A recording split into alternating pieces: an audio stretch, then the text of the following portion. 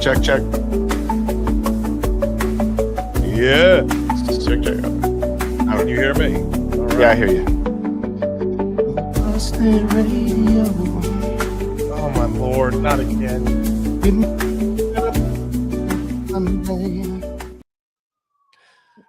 You'll have to forgive my musically inclined friend. He wanted to make sure that all of the levels were correct. Oh man, it's been a rough one, man. God, who are you telling? It's been a rough one. So you're not feeling well. Yeah, I might have come down with the flu, man. I've been all day long sick, got a headache, got a low energy. So I did what I can to rest up and boost up. So I'm gonna make it work. But long rough day, man. And then that happened. The audio. A little bit late. We do apologize. Yeah. I've been tending to a sick fiance. She was my fiance was down here in Brooklyn, and unfortunately she started coming down with something yesterday, and then like today it was just like she was out, like on the couch most of the day. Yep.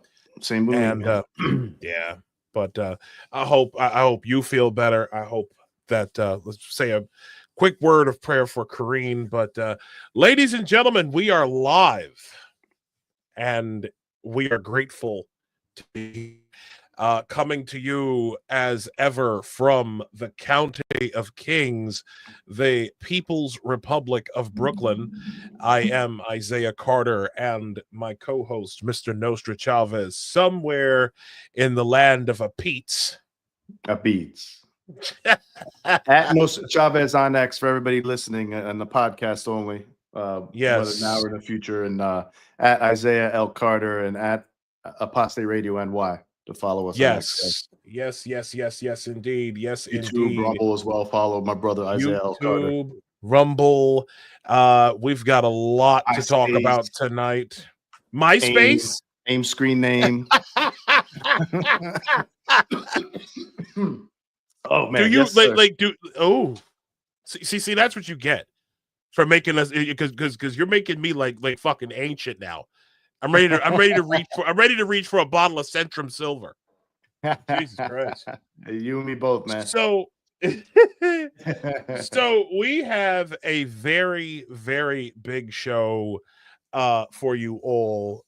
As stated earlier, we have Mr. Alexi Lalas, Mr. Sunshine himself. Big Red. Big Red. The big red. Yeah, he was the big red. He was the big red machine before before the wrestler came up with it. Kane, that's right. Yeah. Yeah. The big red machine, the big red eagle. Can you believe? Speaking of big red machines, did you Glenn Jacobs is the mayor of a town in Ohio? Yeah, he was getting involved with politics earlier too. I think when he was a wrestler still, 10 years ago, 15 years ago. I think he ran for something. I don't think he won, but so he's had interest in that. Like Jesse Ventura before him, and Jesse Ventura. He ran for governor of Minnesota, and he shocked the world. Yeah, that was him. Who's better, Jesse Ventura or Tim Walz? Tampon Tim.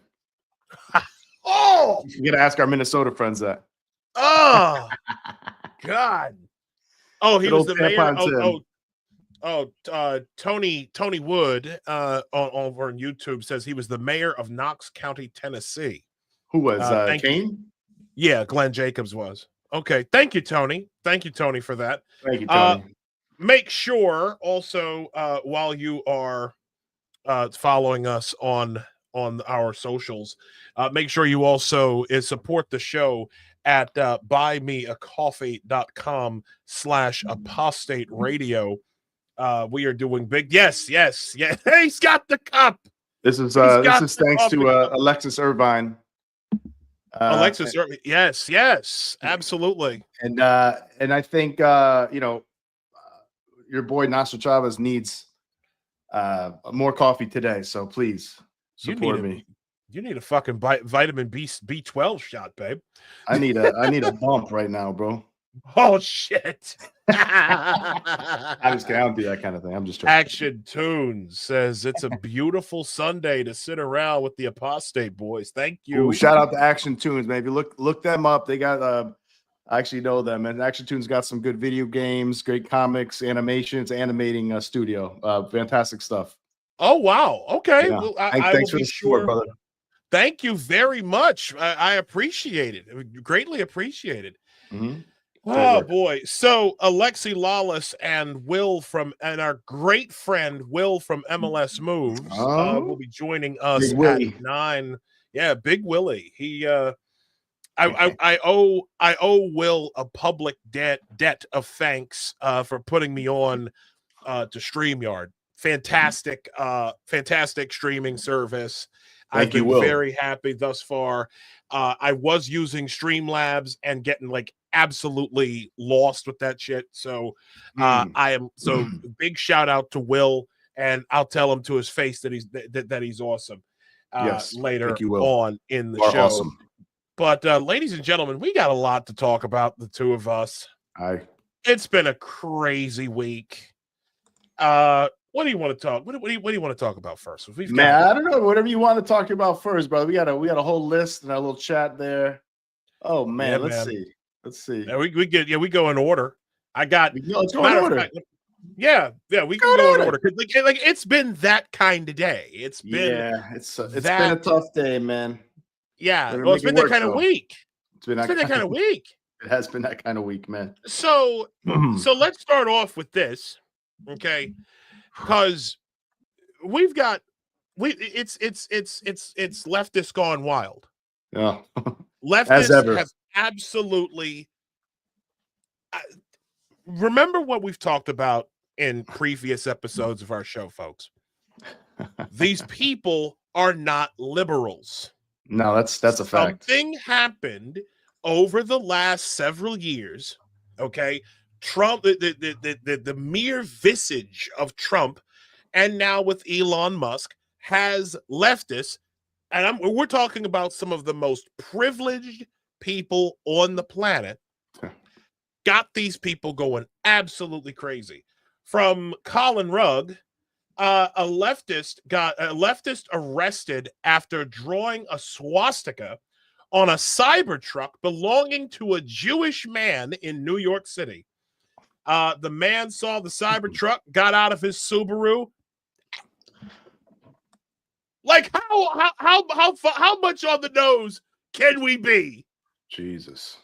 What did he put on? Did he put that on his mirror, or is that like something that was there already?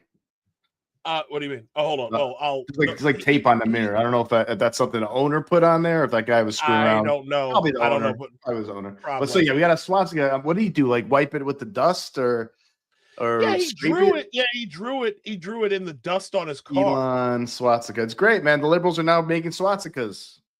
Way to show Nazis. Yeah, way to show him fascists. You showed him. Great. Wow. Good job. Oh, God. That's Church Avenue, I think. Yeah. This is in Borough Park. Where's Borough Park again? Brooklyn. It's not too far from where I'm at. I know this neighborhood. Okay. What's that big yeah, this is Church Ave. This is Church Avenue. Jesus Christ. Nice. I imagine there's a pretty decent Jewish population in that area too. There is. Yeah, there is. That's great. That's great. In that part of Borough Park. Well, in that part, that's like near Church Avenue. That's near Church Avenue, McDonald Avenue, 14th Ave. Like right around. Like actually, it's to the east of Sunset Park. Okay. So it's kind of that Sunset Park, Borough Park, like kind of mixture, you know, the kind of it's like central Brooklyn, you know, but it's very multicultural. You've got Jews, you've got Orthodox Jews, living in that part, like Midwood. That's actually right next to Midwood. So it's like Midwood, then Borough Park, then Sunset Park. Is Midwood on like the border of Queens? Is that right? No, kind of. No, you're thinking Ridgewood. Ridgewood. That's what I'm thinking of. Yes, you're thinking Ridgewood. That's right. Ridgewood is what I call middle of nowhere Queens. Yes. So you seldom find yourself there unless you live there. Yeah, unless you live there. Because it's like the M line, like the last remaining piece of like the original Myrtle Avenue line. Yeah. Like the M goes along and during the weekends, it goes from Essex Street, Delancey Street, Essex Street out to Metropolitan Avenue, Middle Village. There's the few people I know who live in Ridgewood, they love it. They love it. I've been there. I hung out there twice. I had friends over there, and then I think I had a date around there too once. But that's about it. I think I've been there like 3-4 times. Anyways, I don't know if I've ever been to Sunset Park. I've been to Prospect Park. I've been Coney Island area, Brooklyn Bridge Park, Dumbo. I've been everywhere in Brooklyn. I've lived here in Brooklyn going on 4.5 years, and I absolutely love it here. It's very different, like depending on where you go. Like the part of Brooklyn I live in is way different from some of the other parts here. I live in a very flat part, like the ground is flat here in Brooklyn. Ground is flat in most of Brooklyn. Very few hills. Yeah, very few hills, unlike the Bronx. Right. That makes sense. Yeah. The Bronx is like a fucking mountain range in certain places. But Brooklyn is it's very much West Indian, Jewish, Islamic in certain places. And then also there's the invasive species, which is the white Midwestern hipster. So, and you can find those in Greenpoint and Williamsburg. Good old Williamsburg. Good old Williamsburg, man. I haven't seen this, but I know you brought it to my attention. What is up with Bill Burr? Hold on. Action 2 says hipster town. Yeah, you're right. He's right. It's definitely hipster town. I know he's been around over there. You know what's crazy? Williamsburg I have a lot of emotional ties to Williamsburg. So I do too, actually. I hang out there quite a bit. Yeah. Fun fact about me. When I first moved up here to New York in 2015, I unfortunately had a falling out with a friend that I was staying with right when I was starting my career. And I ended up moving to I ended up staying at a YMCA because I had nowhere to go. I moved up when I first moved up here to New York. I got no family. I have no family up here. All my family's down in Maryland. Right. So I come up here, just starting this brand new career, and I stayed at this YMCA for about a week and a half, and then after that, I ended up living in my car for about 3.5 weeks until I moved out to till I found a place out in Queens, out in Jamaica, Queens, and I lived there for 2 years and change. But Jamaica. where I stayed at in Williamsburg was North 12th Street. Brooklyn, anybody who's from Brooklyn will know that area well. North 12th used to have a factory and stuff down there. They've turned the whole place into a park now. But North 12th at the time, we're talking 10 years ago, it was where homeless people with their cars stayed, or people who lived in RVs would stay. There was a very interesting mix of people in that part in that little area, and I was there for most of the time, most of August of 2015. And so by the grace of God, I was able to get the place in Jamaica, and I have by God's grace, again, I've had a roof over my head ever since. So yeah, well, so nobody can tell you about privilege, huh, man? no one can tell me about privilege. That's interesting, man. I've never been homeless, luckily, but my dad was for a little bit. I think he said he was like a month or something. He got kicked out of his house and he was living out in the streets or something like that. Kicked out of his parents' house, and he was a little bit of a troublemaker when he was young man. But then he figured it out. My mom, fixed him up as women tend to do with crazy young men. Yeah, and mature him up, and then he took care of me and my brothers, and here I am talking with this fine gentleman, Isaiah Carter, with all you, brother. this fine audience. So things worked out. Brother. So far, you know. I got something that thank you, man. Thank you. Thank God for you too, brother. I have something actually to show you off air. Okay. So you told me Bill about Burr. this. I forgot what he said. Should we play the clip? Because I forgot exactly what he said, but I remember it being like he's just going crazy. And I know he just recently was like celebrating Luigi Mangione and all the shit. I don't know. Period. And then like a few years later, this guy sieg-tiled twice. I saw Elon. Once in the front, if you missed it in the back. And it's just like he still has a job. That guy still has a job. I don't understand those guys. This isn't politically. It's just like I don't understand why they're so upset with this country. It's like you're billionaires. I think it's working for you. Like why are you going and telling everybody, justify what you do? It's like fucking justify what you do. That piece of shit car that you're making that the government financed. Piece of shit car. What? But you know what you just said? You said that Elon still has a job. He's the richest man in the world. There's nothing they can do to him. And that's all he proved. He owns like There's 4 nothing companies. Anybody can do to him by throwing up when he did that. What are you supposed to do? What do you take from him? He's not Kyrie Irving. He's not Kanye. Like, what do you do? Yeah, but you keep. I don't know. Listen. I don't know how this shit works. I'm just saying that if you said the wrong thing as a comedian, all of a sudden you lost your TV But show. you're not the richest man in the world. If you was the richest comedian in the world ever, I don't get. If you were Dave Chappelle, what I don't get is the amount of veterans that people in the armed services that died trying to stop Hitler, and then this guy comes in, Elon's Hitler, and does that. While being an immigrant too, which is kind of the whole thing. Just none of it like tracks. You know what? I need to stop this for a second. Yeah, he hasn't said one correct thing. The whole guy. I mean, I'm a big fan of Bill Burr usually. I like his stand up. I don't agree with everything he says. I think he's one of the best stand up comedians there is. I mean, I don't know how he is recently. I got to see what his last thing was. I think he just came out one, but he's getting a little bit. He's getting TDS. It looks like. Well. Yeah, I mean, this is Elon derangement syndrome, and Katie DeWalt says, "If only you were funny," meaning speaking about Bill Burr. Definitely wasn't funny in that clip, man. Yeah, he wasn't. No, he wasn't funny in that clip at all. I mean, I'm saying this. I'm saying this as a guy. I'm a stand-up. I also love stand-up. Okay, me too. Big stand-up. Me too. And I was a kid. Yeah, same. Like I love George Carlin. I love back in the day. I love Carlin.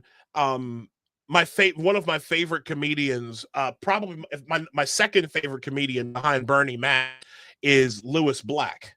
Yeah, I seen Lewis Black live in Wallingford, Oakdale Theater. I seen him back in the day with my girlfriend. I think it was my old girlfriend.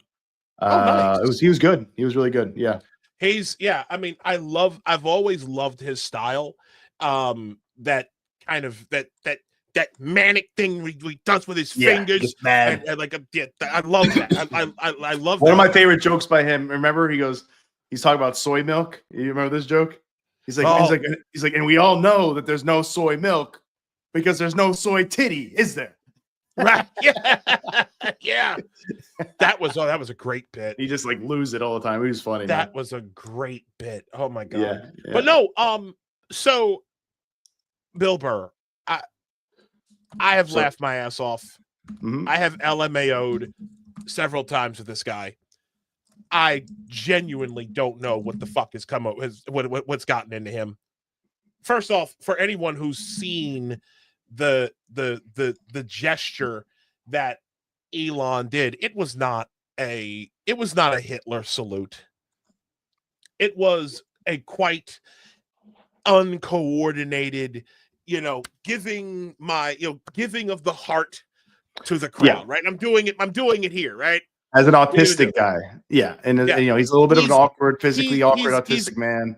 He is a physically awkward autistic man. Asperger's, whatever he has. Yeah, and yeah, he is on the spectrum. Okay, right. And I am not about to sit up and be judged, or let Elon Musk be judged by a group of people who fucking love this guy. Not even 7, 8 years ago.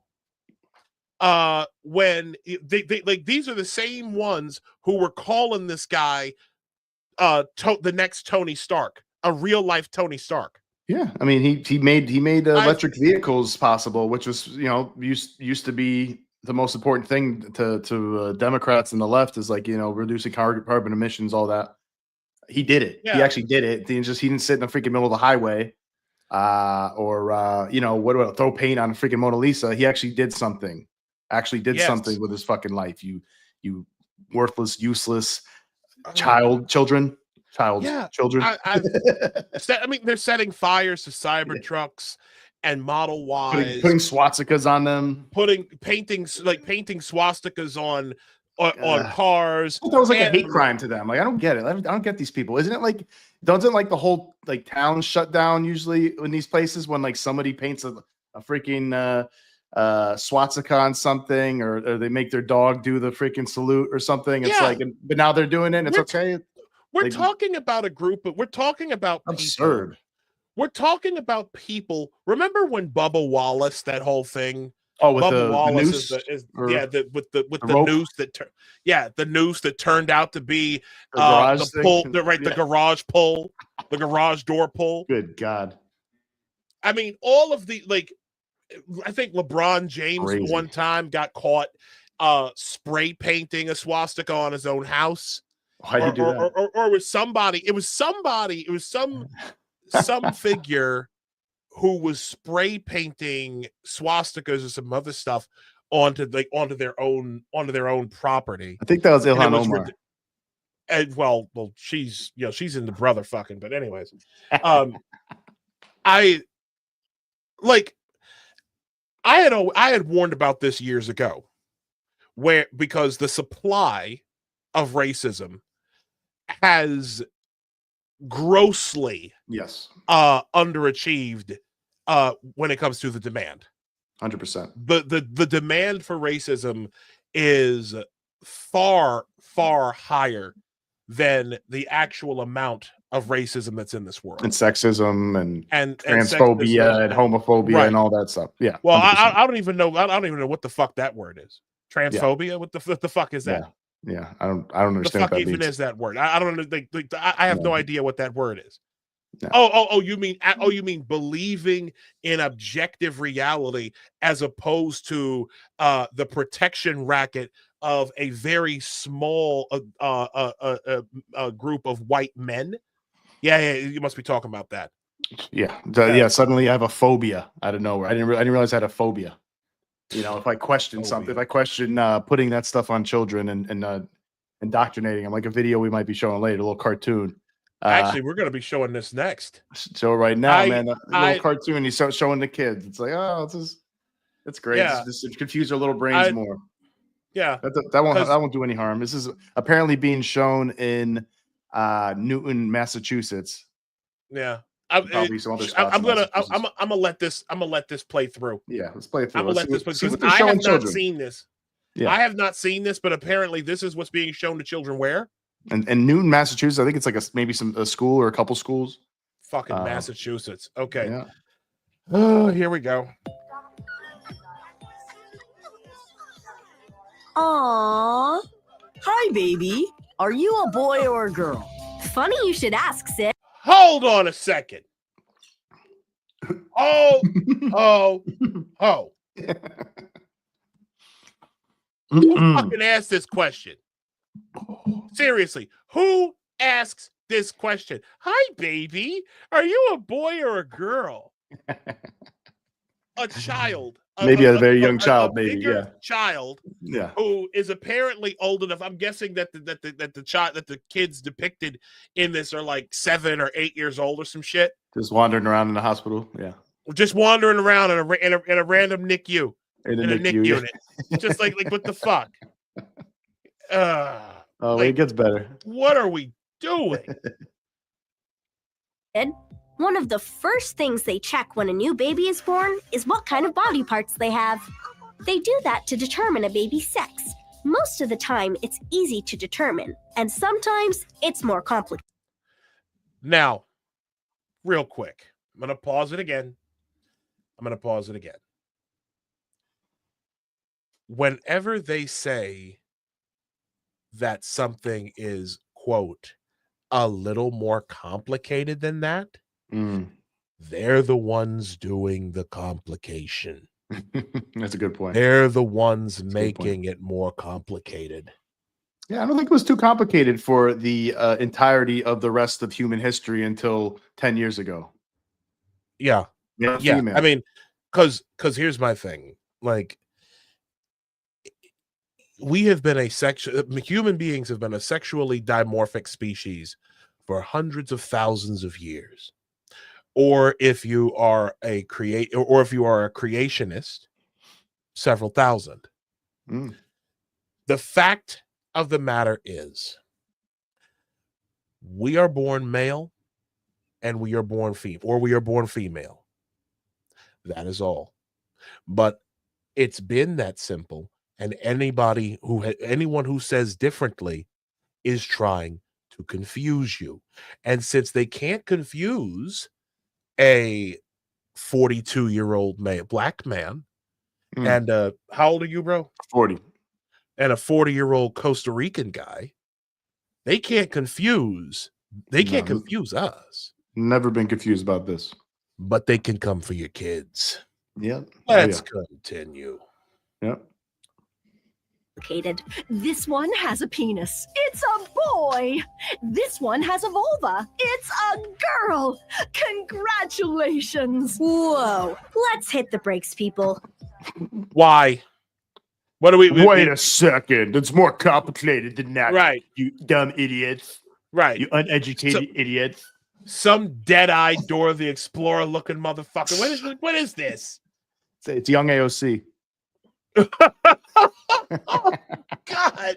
The way your body looks on the outside is only part of the story. What?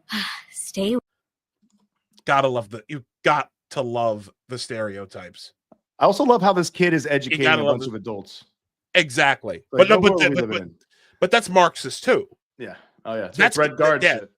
Yeah, that's Red Guard shit. Like the kids are here to educate these old crusty people. Have we seriously, have we ever come across something so wicked as a religion that actually hates getting old? Yeah. Communism hates getting old. They hate old people. That's because old people will look at some of these fucks coming out of Columbia University, for instance, and just be like, you guys could go fuck yourselves. Right. Because old people are wise, man. Older people are wise. Even people like our age, people our age are wise, because we've lived some lives, we've worked, we've been through things. What's crazy to me, that's why they don't like it. They like people who are very malleable and don't know jack shit. They're just very clever. And they don't know how the world works. And they're like, wait a second, you can know stuff that nobody else knows. Did you know your parents are wrong and dumb and your uncle's stupid and conservative, regressive, racist, and sexist? And it's like, no, you guys are actually just indoctrinating kids in absolute horseshit. Radical leftist horseshit.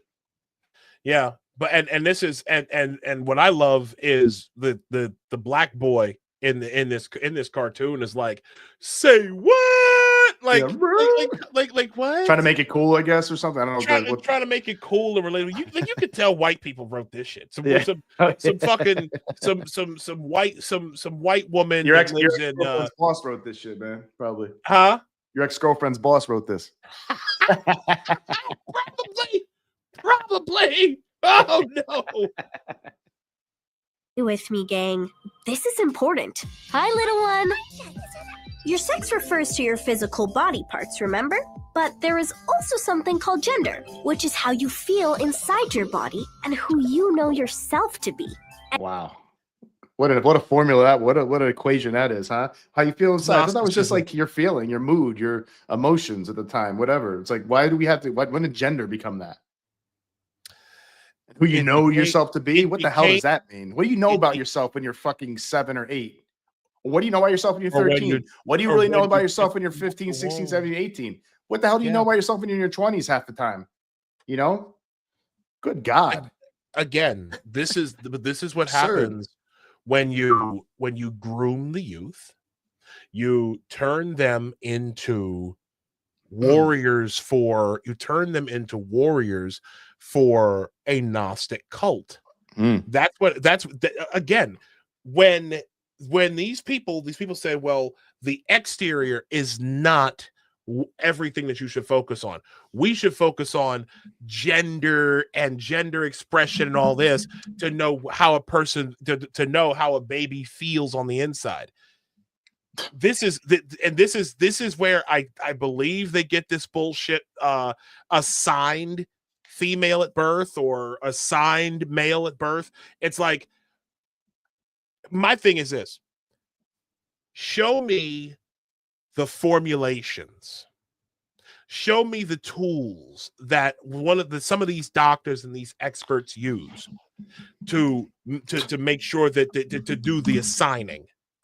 Show me the methodology used behind that, and maybe I'll give this a little. Maybe Dude, the methodology seems to be, you tell me what, oh, you're a girl, then you're a girl. You're a boy, you're a boy. That's not very scientific, man. And also, I think we should say while we're here, real quick, that who coined the word gender, right? John Money. Sexologist John Money, who, if I'm not mistaken, back in 1985, this word didn't even exist before that. Nope. So 1955, and this is the same guy. Didn't he? He worked for Johns Hopkins. He was based out of Baltimore. Wasn't he involved in some pedophilic? Studies, like having like little boys like get sexual with each other or something like that. Wasn't there something like that, or am I making that up? No, you're not. So let me look this up. The story of John Money, it goes like this. There were these twin boys. Yes. And one of them suffered a botched circumcision. Mm-hmm. And the poor boy's, like, his wee-wee got, I guess, really badly damaged. Mm-hmm. And so the parents are like, well, what are we gonna do? What are we gonna do? And here comes this quack. Oh, yeah. He goes, well, because he's got a narrative that he's trying to prove, because again, this is how leftists work, right? They start from something that they've already predetermined, and then they work backwards. Okay, so they figured, his sexual organs don't matter, so we're just going to socialize him in being a girl, and it didn't even work. In fact, it ended up wrecking the lives of not just the one with the damaged genitals, but also his twin brother. Both of them are now dead. Both of them have been gone since, I want to say, and you could check me on this, Nose. I think they've been gone since 2003. Who's this? The twins who were involved, who were victimized by Dr. Money. So let me see. So I want to read this. So according to this is John Money, David Reamer. I think that Reamer and his twin Brian. So those are Reamer twins. Is their name? Yes. And he did biography of David Reamer, and it said, starting when Reamer and his twin brother were 6 years old, John Money, the guy who created gender, showed the brothers porn. Go ahead. Send me the link for it. I'll pull it up on the screen. Yeah. Okay. Yeah. Let's do that. Let me put it in the private chat. Okay. Show chat. Let me see. Exit full screen. Oh, there it is. John Money. Yeah. It's under sex reassignment of David Reamer. Oh yeah. Yeah. So according to John Colapinto's biography. Go ahead.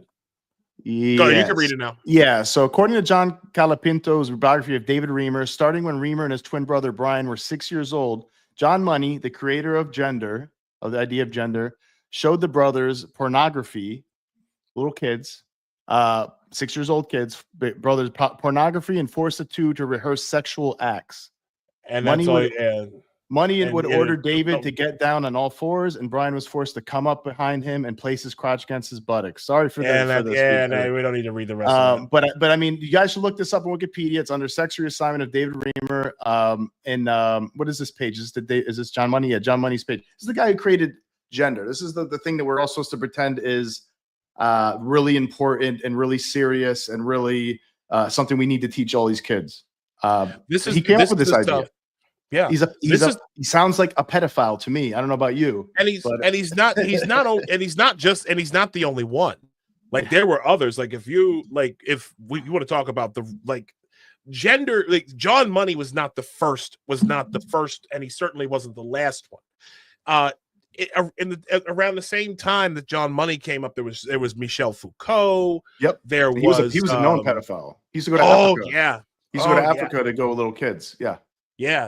And they base so much of postmodern philosophy on Michel Foucault. Yeah. Like he's like a hero to them.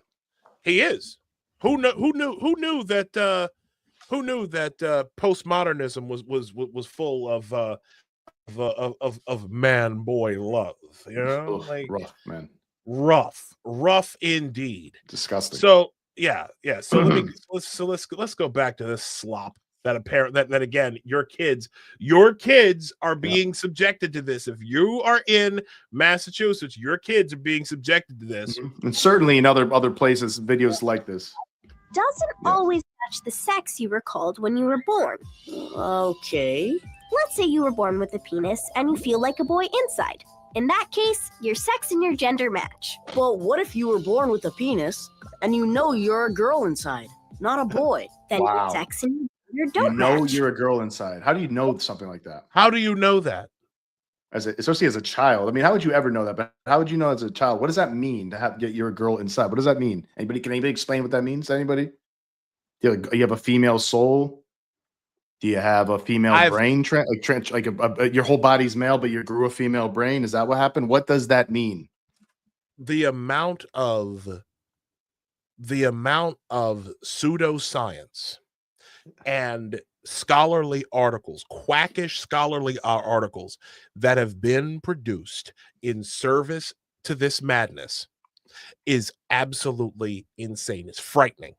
Okay, I do want to move on because we've got a little bit more. Yeah, we've got a lot. I want to put that on people's radars. If anybody's saying like, "Hey, this isn't really happening in schools. Nobody's being shown this." Like, show them that.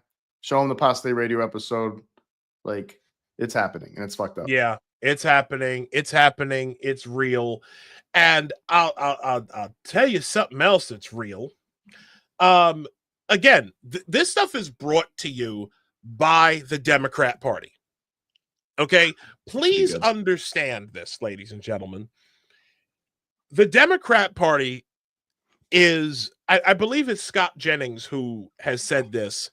Shout out to Scott Jennings. Man. Several occasions. Shout to Scott Jennings. That man needs to be given a raise. Okay. And I think he got one.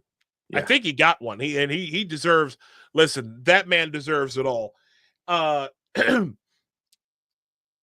believe he said that the American people, it's the 80-20 rule. I think we've talked about this before. American people could be 80% in favor of something, and Democrats will take the 20% just to stand in opposition. Yep. It's literally they never. What a strategy! What a strategy! But all the Democrats have done, and they're doing this repeatedly. It's like all they're doing is just showing how they really are a class of elitists. They are the elitist body they are the elitist political arm in the country right now. And it's crazy because I said this to a friend of mine yesterday, that essentially, this is my theory. the Democrats are just about the same as the Republicans of the 1980s were. But one major difference. I'm talking about the moral majority. I'm talking about Jerry Falwell, the dogmatic associations that Republicans had with the moral majority and with big business and all this other kind of stuff, right? Democrats are exactly the same now. But the only biggest difference is Democrats worship themselves and they worship the devil. Okay. They're full blown, they're full blown fucking Satanists. I mean, they were sending copies of Saul Alinsky's Rules for Radicals. They were sending copies to people in other countries because USAID's been trying to topple governments all over the world. Okay. So And in one of those, and in like I think in the acknowledgments or whatever. Yeah, I saw that. The foreword or something. The foreword. Saul Alinsky directly says, shouted out Lucifer. Shouted out the first radical, Lucifer. Yes. Go look it up. It's real. I think I posted it somewhere. Yeah. But I'm not with Mr. Chavez. And I want to just say, Isaiah, because I don't want people to think we're crazy. Like, when you say Democrats, obviously not all Democrats are Satanists, right? A lot of them have no idea that this is going on. They just don't like Trump, and they have, but it's coming from on high. A lot of the ideology, the thought leaders, the scholars, those people are really dabbling in some demonic shit. As somebody, obviously, there's some Democrats that aren't Satanists. I can't listen. I'm out that mob. I can't look. I was a Democrat for 15 fucking years. Didn't question anything. Went along with everything. Went along with the machine state. Did a whole bunch of shit. And let me tell you, right now, with the way that these people are acting, the type of evil energy that they're tapping into. Oh, there's a lot of that. Yeah. I don't know if I'll have time to show. I don't know if I have time. No, you don't. No, we get it, man. I mean, just look at freaking Hollywood and the award shows and the freaking Sam Smith shows and stuff. Where everybody's dressing like Satan and everybody's dressing like Satan and peeing on each other. It's like, what the fuck? Yeah, the fashion Met Gala. All that. I believe he's working. And then you have crones, old crones like this, like Maxine Waters, inciting literally inciting. Well, I'll let you be the judge. Yeah, here. you'll see. What does Trump expect? Oh, I believe he expects violence. I believe he expects confrontation. I believe he's working toward a civil war. What? and what exactly does that fucking mean? Well, if he's working towards a civil war, that means you better start preparing for a civil war against the Republicans and more than half the country that voted for Trump. That's what that means. I mean, she's inciting civil war, basically. She's like getting people primed for it. It's very irresponsible. If Trump did that, imagine if Trump did that. Like for 1 second, he just said that. He's like, they already tried to make him look terrible for saying, talking about the bloodbath with the auto industry and pretending like he said there's gonna be a bloodbath if they lost. But imagine if he actually said what she just said. Yeah. What the media would be like. Media would be like, well, Trump's obviously trying to start a civil war, so let's maybe we need to try to assassinate him again. That's how they would react. Yeah. And what amazes me is how these people the people in charge of the party and also in charge of the media, or who were once the ones who thought they ran the media, who might have had a little proximity to the people who ran the media. Okay, let's just call that what it is. Okay. The fact is, the people who thought they had that proximity they've lost their minds. They've lost their heads. They think they know better than everyone. To see Joy Reid crying on a podcast talking about my show had value. Well, apparently not, because now you're out of a job. If you had value, if you still had value, you would be working. Dude, Joy Reid's show. No, let's be fair. Her show really did have value, man. If you think about it, like think about like all the people who just need to watch every day for an hour, like somebody blaming everything on white supremacy and MAGA person, racism and sexism all the time while being racist themselves. Like if that's a lot, you know, there's some people out there that need that. I mean, but unfortunately, that got stale. Well, Sure I'm sorry, not unfortunately. After 10 years of that, yeah. Fortunately for regular people, I stopped watching MSNBC years ago. I don't, and I'm saying this as someone who I knew Joy Reid. I don't know who the fuck that is. Okay, I got no idea who that was. Who they just let go. Yeah. There are others in that network that I've come to meet over the years. One that I've like an old friend of mine who actually helped me get into journalism and you know, who I felt I kind of let down by not getting in. But to be honest, I was really spared from a lot of ridiculousness. I still have a lot of love for these people. I don't know who they are anymore. Okay. Right. Well, and then when you and speaking of the woke mind virus. Yeah. And speaking of a warped fucking guy, someone who I thought 10 years ago sounded normal and rational and all the rest. This fucking guy, Don Lemon. Don Lemon.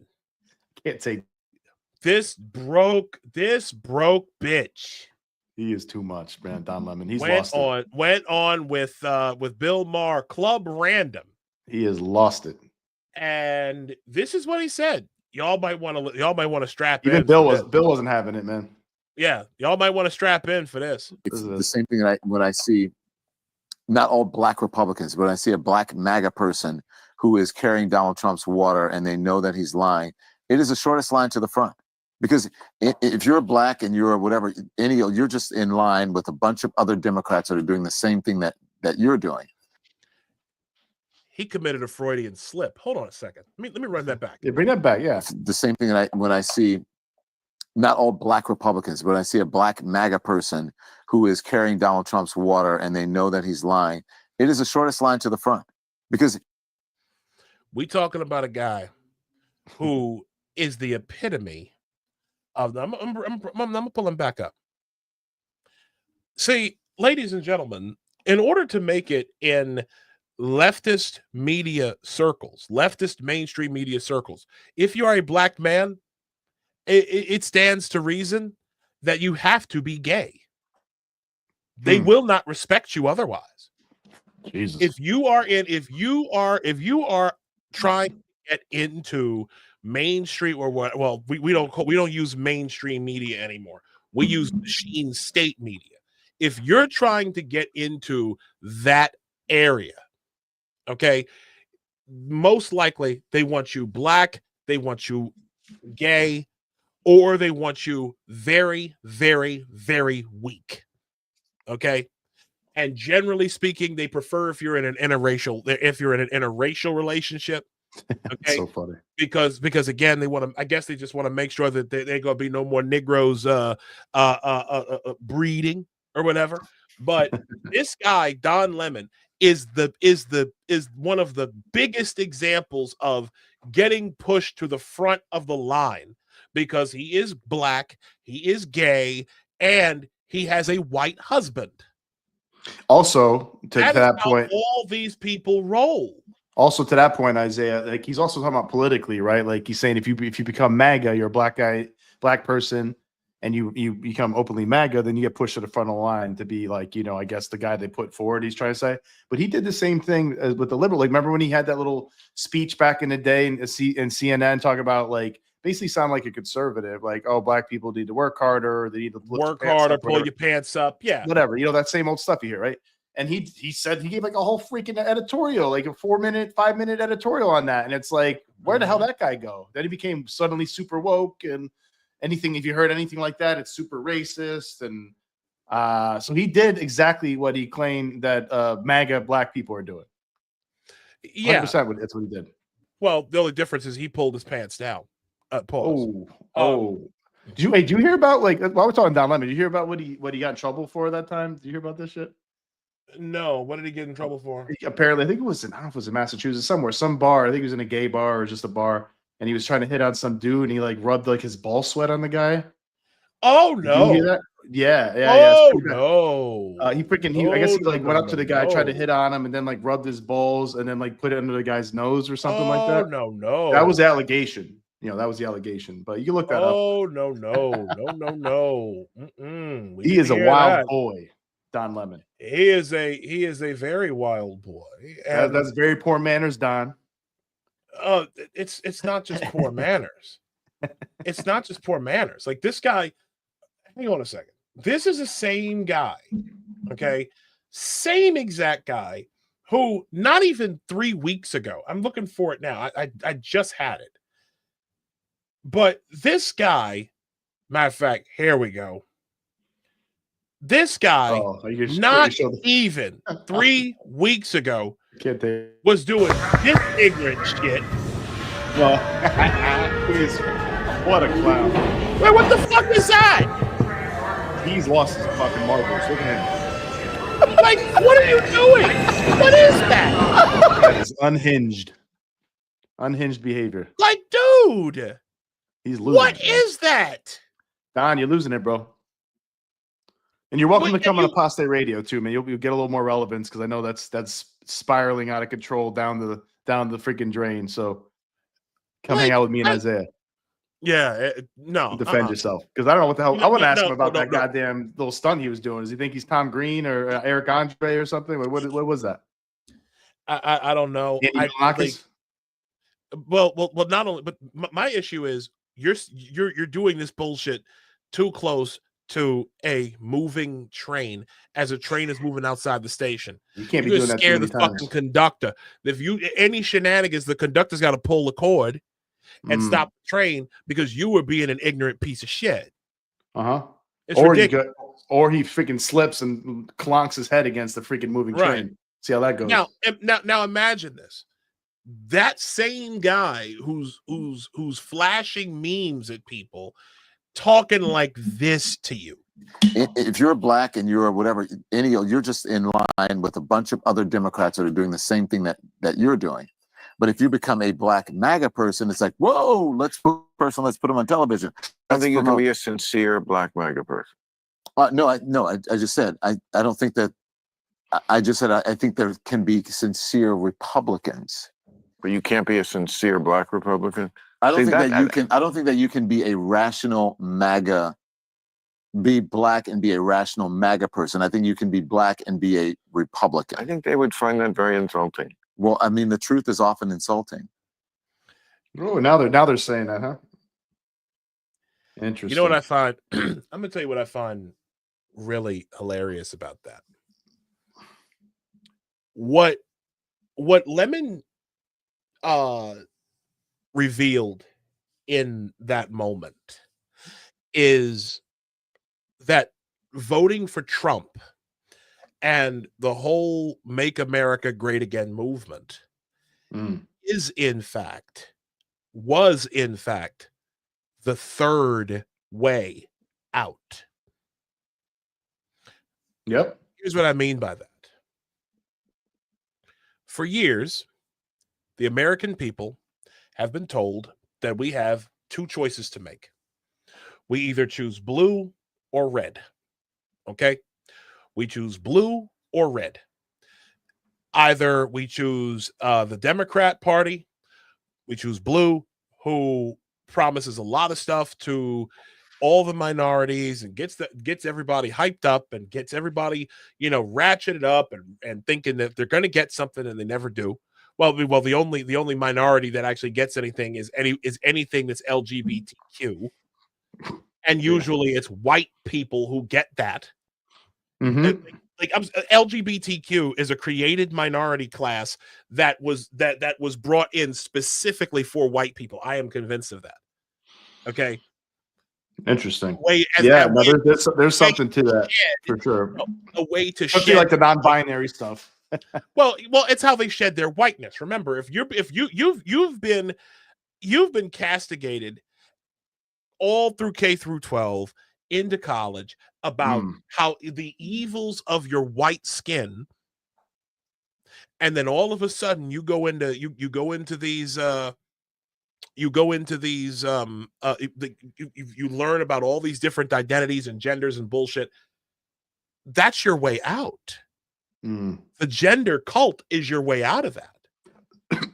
And so, so then and you also have a moral status, a moral higher status, right? Exactly. Because white people, straight white people, are like, especially straight white men, are the lowest of the low moral status and intersectionality and quote unquote anti-racism, CRT, DEI type stuff, right? So you can escape that, like you said, as a white man, white woman, by being like, oh, actually, I'm actually non-binary. Actually, come to think of it, I'm trans, I'm asexual, I'm agender, I'm whatever the hell, the demi-gender. Just pick one, and then suddenly I get to hang out with other oppressed people. That makes me morally superior. Exactly. I can even because remember, they inverted intersectionality. They inverted intersectionality. So the more add-ons you have to your being black or being gay or being whatever, the more add-ons you have, the higher up in the higher up the ladder you are in terms of who you get looked to. We talked about this with Paul Rossi last week. Like you're on a higher plane. You're a black, trans, disabled, Muslim, lesbian woman, or trans. Yeah. I guess you could be all those things too, technically. Like black, trans, lesbian. Oh God. Then you end up like that thing that Michael Knowles had to deal with. Oh my God. Yeah. So big old person. Well, my friend, he has arrived. Oh boy. He has arrived. Ladies and gentlemen, it is that time. Coming to us from somewhere on the somewhere on the West Coast. Somewhere American. The Ginger Hammer. Before Roger Goodell came on the scene. He is the host of the State of the Union podcast. Little show y'all might have heard of. He is, let's see, what else is this guy? He is a Fox Soccer Analyst. This man has played for various MLS clubs, including the last one, which was the LA Galaxy. Defender, USMNT legend.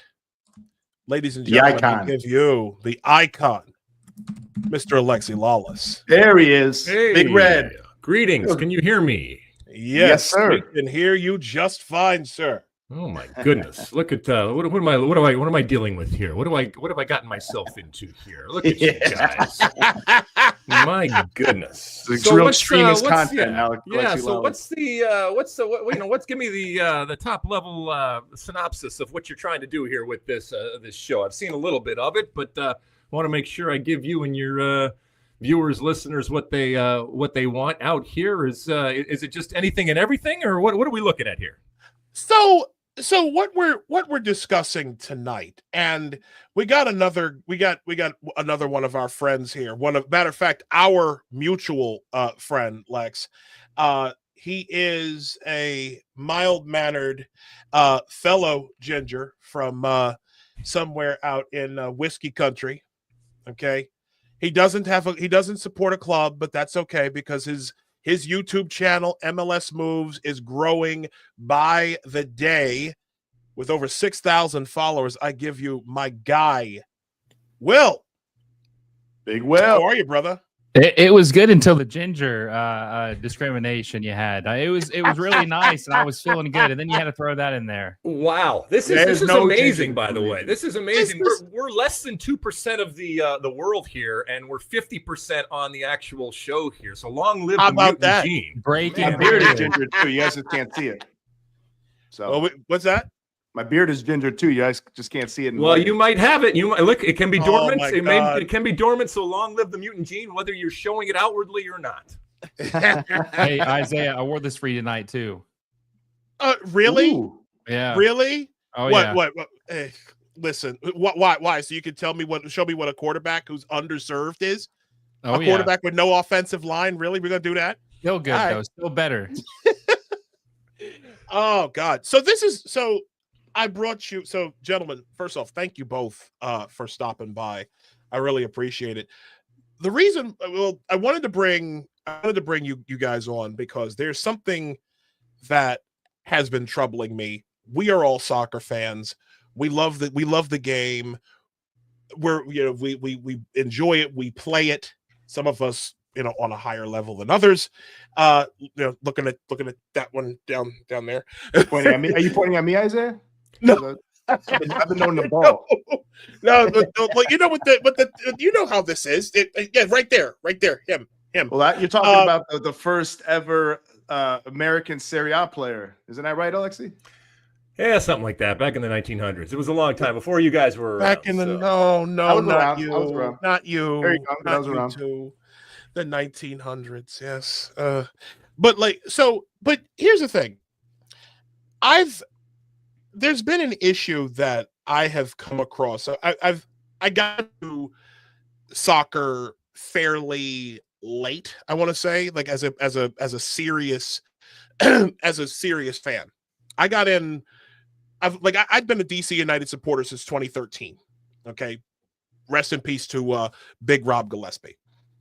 I get in and didn't really get more serious into it until Wayne Rooney connected on that long assist to Lucho Acosta, which you called that match, Alexi, if I remember correctly. What a play.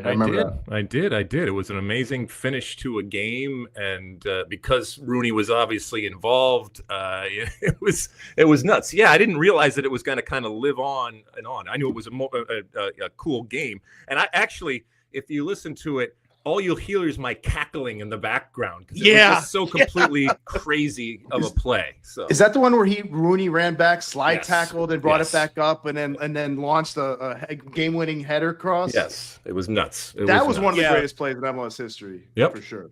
That was 100%. One of the that's the greatest play I've ever seen in soccer. One of the greatest plays I've ever seen. But definitely the greatest MLS play that I've ever seen. Who did you call that with? I think it was JP. I think it was with JP Delacamera, if I remember correctly. I'd have to look, but I haven't heard it in a long time. But I do know that when people have talked to me, you don't even hear me except for, like I said, the cackling, because it was just so completely nuts of a play that I kind of you're supposed to lay out on big moments like that and not walk over if you're working with somebody, or just completely lay out and just let the crowd tell the story. And we did to a certain extent, but I couldn't hold back the laughing in the astonishment that I was seeing. There's no way, especially since Lucho was sitting on finished the hat trick with that. Just crazy. That was insane. And I think didn't Orlando City actually had 10 men? I think they were down a man with that, or were they down 2? I don't remember. I don't remember right offhand. But anyways, a long time ago, man. Anyways, I remember a different time in American soccer culture. I remember the days of Lot 8 at RFK. I was living back in Baltimore at the time, and I met Big Rob and Barra Brava. Shout to those guys. I remember when there was like a camaraderie among fans that were there for the team. They were there for the game. And somewhere, I would say right around 2019 or 2020, all of that just seemed to go away. And to the point where MLS really seems to, or really sport in general, only seems to want to court a certain fan of a certain political bent. I've like I said, I've noticed this for years. And as a fan of the game, as someone who's been trying to build the sport, in my own little way, like, what have you seen? Like, what's been your experience with that, Alexi? And then I'll ask you. I'll ask all of you in particular, but I want to start with Alexi. Well, I would push back in that from a business perspective, I don't think that MLS wants to court any specific political side or anything like that. And that makes sense for any business. You want to have as many customers as possible. But I will agree that, certainly around the time that you are talking about, sports, and not just soccer, but sports in general, reflects culture. And as our culture, drastically changed, and through a bunch of different things, whether it was the actual politics that were going on, whether it was COVID, whether it was, all these different things. And people can call it an awakening. You can call it whatever the hell you want. And again, you can agree or disagree with ultimately what the messages were there. They were upfront. They were in your face. And finally, to your point, they were accepted and championed. And, listen, when you go about doing that, you do risk alienating a certain portion. And in this case, you risk alienating, maybe potentially half of your potential customers that you have out there. So I don't think, I think it directly represents where we were going and where we ultimately have come as a country and as a culture. So maybe since you were in it and you were experiencing it personally and firsthand, you equate it with what was going on with soccer specifically. But I think you could probably make the argument that it also played out in different ways, maybe in other sports. But yeah, I would agree that MLS and soccer in general, at the highest level, maybe at the elite level and the professional level, certainly outwardly has and continues to lean to the left. But I've found over the years that there's a whole lot more agreement and camaraderie, if you will, when it comes to a political perspective that kind of simmers underneath. And again, if people are just intimidated or scared to do that, but in my day in and day out existence nowadays, it's amazing how many people I meet that, to your point, are intimidated, I don't want to use the word scared, because these people aren't necessarily scared, but they are intimidated, and so they do tamp down whatever political persuasion that they have, because again, to your point, it is so powerful on the other side. But the pendulum swings at different points in history and at time, and I don't know when that pendulum is going to swing back. Maybe as the culture is starting to swing back right now, maybe it also starts to be applied to the soccer world out there and the soccer culture that I know you were a part of. Well, what are your thoughts on that, brother? Yeah, so MLS is obviously very unique, right? And a lot of people use the phrasing of it's weird and it's small. And there's a lot of fan bases that want to keep it that way. They want to keep it very weird and very small. And I've talked to all you guys personally just about the gatekeeping we see with MLS, where they don't want certain fans to come in if they don't have a certain belief or don't fit a certain criteria. And because they're afraid of it changing and being something else, they want to own this sport in our country. And to Alexi's point about people coming up to him and saying, hey, I agree with the way you talk and the things you say. I just don't have the courage to say that. I also hear that a lot of times too, or see people. I am starting to see people post more about maybe their beliefs, or not even just their beliefs, maybe just not agreeing with a certain side, saying that, hey, I don't really agree with that. And I love soccer. I love MLS. So I do think we're starting to see a culture shift.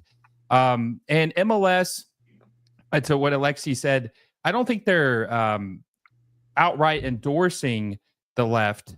I just think that they know that is their core audience, but they're not saying, hey, no people on the right are allowed to come to our games, or you can't watch our games or support our teams. But I think they know their base. They know the core audience of a lot of their teams. Now, some teams do make posts, which I've said this numerous times. I've talked to several people. I don't like when a team feels obligated. They have to make a statement on every single thing that happens in the world. They have to let you know what they believe. I don't think it's that serious. I mean, we're talking about sports. It's supposed to be an enjoyment, entertainment business that brings everybody together. Everybody is supposed to come together and not really worry about all the real world issues. And, it is frustrating to see teams kind of like, I guess, overstep and tell you what they think and kind of, alienate some of their fans. But I do think that we're going to see a change. And I think in 2026, it's really going to shock the world, or at least the United States, when you see all these different people from all these different backgrounds come together for the World Cup. Me and Alexi just recently did an episode talking about the USMNT and the World Cup and hosting in 2026. I think that is when we're really going to see a shift. And a lot of people who aren't what you'd call left are going to start supporting soccer in the on a broader spectrum. Isaiah, I have a question for you. Do you want it to be agnostic? Because a lot of people maybe that are watching this or listening to this would say, okay, yeah, but in the past when it was much less, let's say, left leaning, there were still causes and there were still things that happened that maybe some people agree or disagree out there. And do you want it to be this bubble that doesn't have any reflection of what is going on in the country and culture, or do you just want that pendulum to swing back to either what it was or maybe something new that's much more accommodating to more viewpoints? Great question. I personally want to see it swing back to where people are coming together over the game. I can think of all of the different cultural shifts, and we talked about this in we mentioned different sports, like Colin Kaepernick when he knelt in the NFL, with the whole Black Lives Matter thing in the NBA, Major League Baseball with their various, like, I remember when the Baltimore Orioles, my home team, intentionally, like the Twitter account would not cover the game. The Twitter account would normally cover the game and instead devoted the whole time that a game was going on to giving stats and all sorts of messaging about LGBTQ stuff. And everyone in the chat, like everyone in their replies were like, why are you doing this? There's no point to this.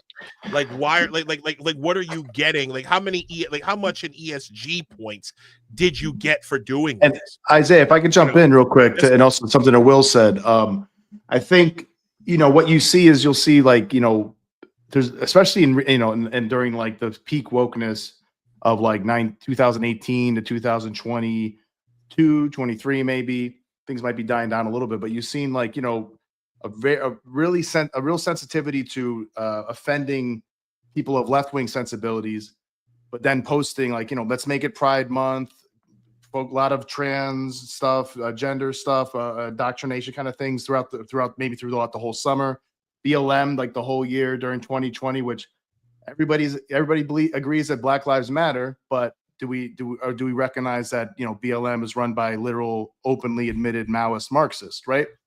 This is a fact. You can look up the videos. This is not a right-wing conspiracy theory. This is not something that we just made up. So, yeah, but I also think that, and now I talked about it in the context of other sports, and that's absolutely something that exists. But also, if we bring it right back down to soccer, I think that soccer. Let's be honest, and I'm talking about American soccer culture, although you could certainly look at international aspects of soccer, and there's plenty of politics that have infiltrated, and I don't know if you want to use the word infected, supporters groups, and have kind of become the identity of supporters for many years. Sure, St. Pauli, Lazio, and the list goes on and on and on and on. And I'm not saying that that's good or bad. That's just the identity that they have embraced from a supporters culture perspective. When it comes to soccer, being not the major sport in the United States, being a sport that has had to fight for its place in the landscape out there, and also, let's be honest, for those of us that grew up in soccer, being kind of counterculture. Now, there's a coolness to that, but there's also a nerdism that is part of that. And so we have an insecurity and we have an inferiority and kind of wanting to be different, thinking about this game, which, by the way, unlike other sports, is much more global in the way that we think about it,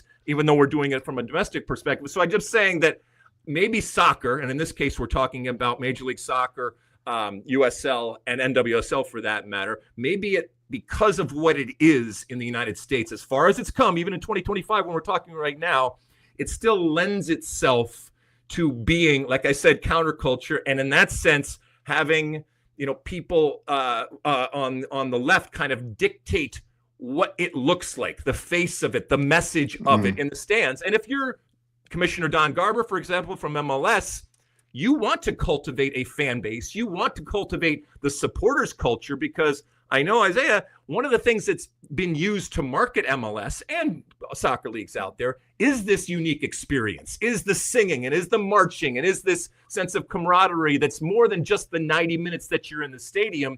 It's tribal, right? And so that tribe represents and the identity of that tribe ultimately is what we are talking about here and arguing about here. And we can say it should be this or should be this. I'm just saying maybe it was to be expected, in particular when you're talking about soccer, that this ultimately was what was going to happen. Who knows what happens in the future? Well, I mean, I want to say one thing real quick, Isaiah. And one other thing that I've noticed too, and because I've met all these different fan bases from all over the country, LAFC, New York City FC, whatever it may be, you notice a lot of these fans who they just weren't soccer fans at all. And then they found like it is a group to really take them in and hang out. And then they kind of adopted of being a soccer fan. I've seen that numerous times. Had a guy from LAFC a couple months ago, my friend Nick, we had him on who became a fan, and he was telling me that he hated soccer and thought it was boring. And then he got divorced and he was really depressed. And then his friend invited him to a game and they took him in, and it kind of helped him heal or whatever with what he was going through. And he still said he's not that crazy of a soccer fan. So I feel like, you know, at least in years past, there's been people who really weren't even soccer fans to begin with who became MLS fans. So just the whole entire culture and everything about it is, you know, kind of to your point, very unique, very different. And hopefully we will be able, I don't want to say that they've hijacked it because it's not, I don't think it's anywhere close to where it can be, but hopefully it is a place for everybody who wants to be a soccer fan one day, and not just a very small handful who are the loudest group and have taken it over for the last, 30 years. Yeah. I mean, I just want to kind of finish my thought real quick, Isaiah. I just want to say, like, so I think there was a political lean that was like not worried about offending conservative or moderate people, but very worried about offending, you know, left-wing progressive people. And I think, Isaiah, you would probably agree that it would be better if we just, maybe the teams kind of stayed out of that as clubs. Yeah. Stayed out of, like, hey, this is what we all believe, right? New York City FC fans, we all believe that it's great to tell kids about gender when they're in the first and second grade all year long, you know, and let the people, Maoist Marxists, kind of Dictate what we're going to do with all our policies and defund the police and all that nonsense, right? So it's like, maybe just stay out of that. I do get your point, as Alexi, and I think you're right that it's we should have always expected it was going to be left-leaning. I think supporter sections tend to be more left-leaning for the most part, not always, but and it's an international game. There's a lot of left-leaning people from all around South America, Europe. So yeah, that's reality-wise, that's true. But I think it should be more accommodating to both. I think you've experienced a lot of blowback, and you're a strong personality. So it seems like it doesn't bother you. It doesn't bother me so much either. I had to lose my podcast basically because I was getting a little fed up with wokeness, and I had to talk about it. And I lost, I think my co-host and the people from New York City FC Nation didn't feel comfortable having me on anymore, even though I think it was a pretty damn good podcast, very funny, very lively. Do you think that professional sports teams, whether it's a soccer team in MLS or any other ones, have any responsibility that goes beyond the X's and the O's and we won, and this is our New Jersey or anything like that, in terms of talking about things that are happening, whether it's on social media or from a general marketing perspective that they are doing? Do they have any, like I said, cultural, social responsibility to talk about the things, given the power and given the impact that sports has, especially on young people out there, and how where is that line? What is that's a good question. Too far? What is enough? And that line probably changes over the years, but anyway, I'm curious to hear. No, that's a good. I'm gonna let Isaiah talk, but I agree with you. I think there is, like, I think you could probably make it more politically neutral. Like, hey, we're gonna help the community with money, building, like New York City FC did with building soccer fields, small little soccer fields in different parts of the city, things like that, without it being like, hey, everybody, we're gonna blast LGBTQAI plus whatever stuff all over everything the whole year. Like, maybe leave that out of it, leave that to the schools, leave that to the parents, I guess. But anyways, go ahead, Isaiah. I'm sorry. An example of this would be what my club put out several years ago. This was a club statement that was put out right after the Roe v. Wade, right after the Dobbs decision. okay, from the Supreme Court. Yeah. Where the club statement was reproductive rights are fundamental human rights. We stand in solidarity with those who may fear the repercussions of yesterday's decision and are committed to creating spaces where all feel safe, welcome, and supported. Our club is committed to fighting for human rights, inclusion, and social justice. That stuff does, like, that was pandering to the Discord servers. Okay. In my opinion, a soccer club is a business. That is an area that that really no soccer business putting out statements like that. And because they're alienating. They're very much alienating. Like, so you go into, just John Q customer. I go into a soccer match at Audi Field, and I see this gray tarp that says abortion equals healthcare on it. Okay. Or remember Khashoggi, and then this awful portrait of Jamal the late Washington Post reporter Jamal Khashoggi on it, because the supporter groups are pissed about sports washing and the fact that Jason Levy took the group out to a Saudi Arabian facility to train last season.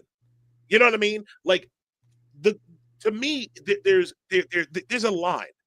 There's a line, and like I said, when you do hyper political stuff like that, one, it blurs the lines of it. One, that becomes, I've watched too many instances where that becomes the focus, where the politics and the virtue signaling and making people feel like we're this great and awesome entity that you can spend that a certain amount of people can spend their money with.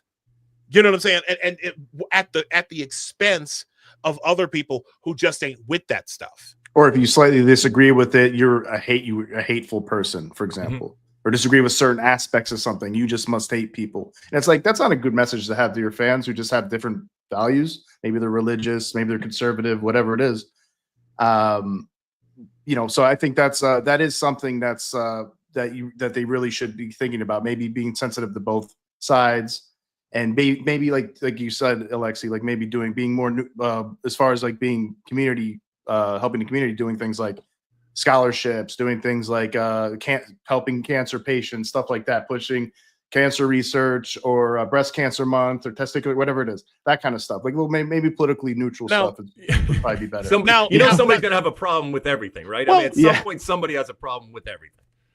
Well, some people don't like testicles. You're right. I'm just kidding. Kidding. Go ahead. DC. In DC United's defense, okay. Yeah. They are probably one of the most socially active clubs in MLS. I would arguably, and I'm saying like with the whole DC Scores program, DC United Foundation do a lot of great work. We're always seeing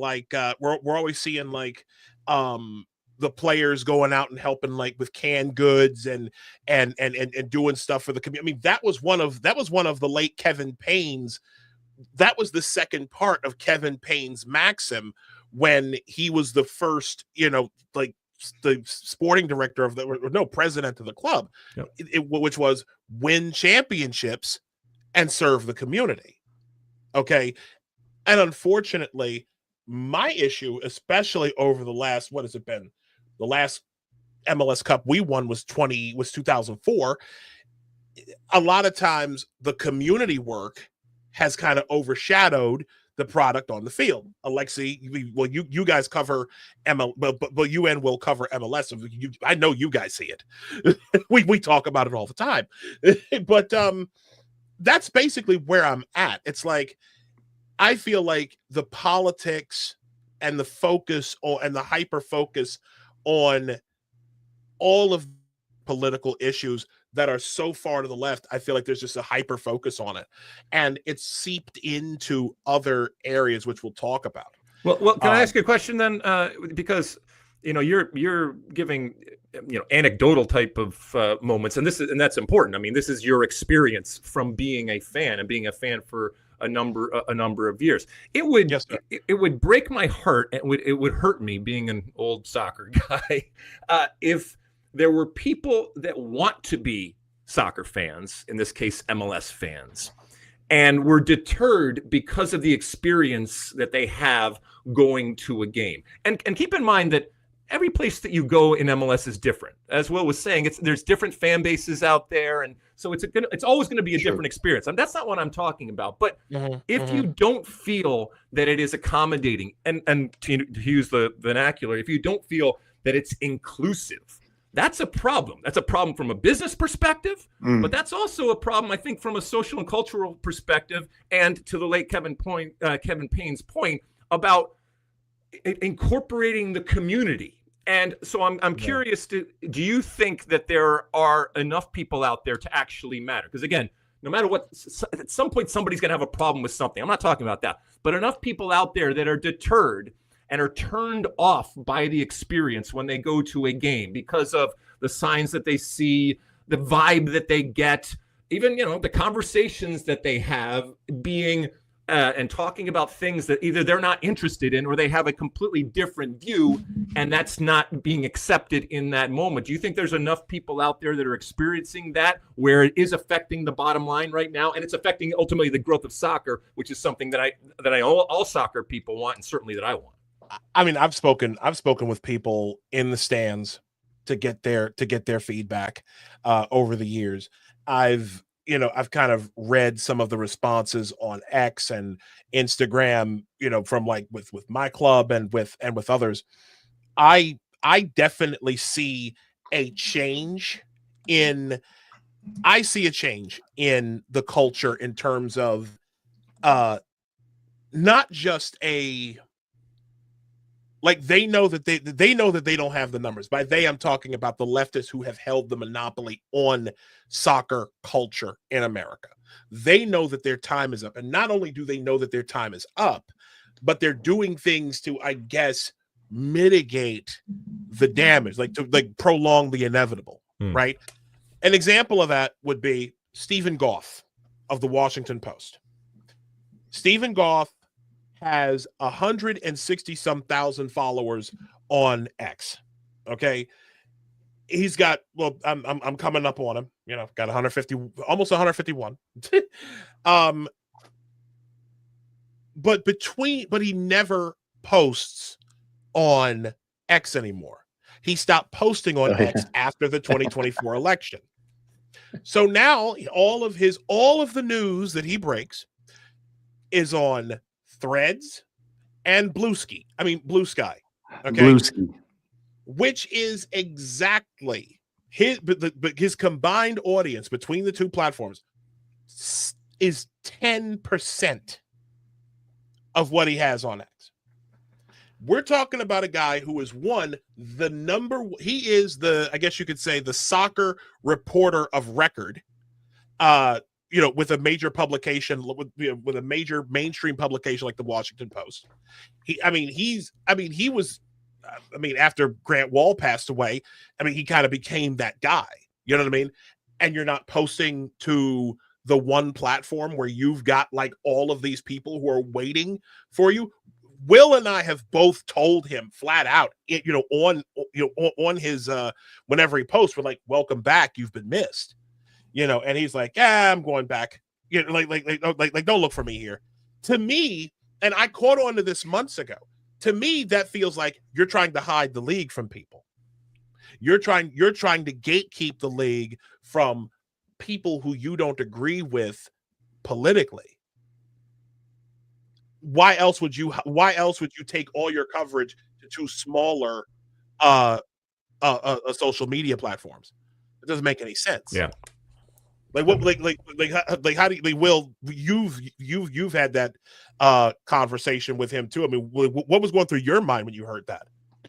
Well, clearly Blue Sky is an echo chamber and kind of like the rebellion version of Twitter. They're trying to make it that. And, several people have said they were going to leave permanently. And somehow they found their way back to Twitter. I don't know if you see some of the people said they were leaving. I'm never coming back. And they're back on like a week later.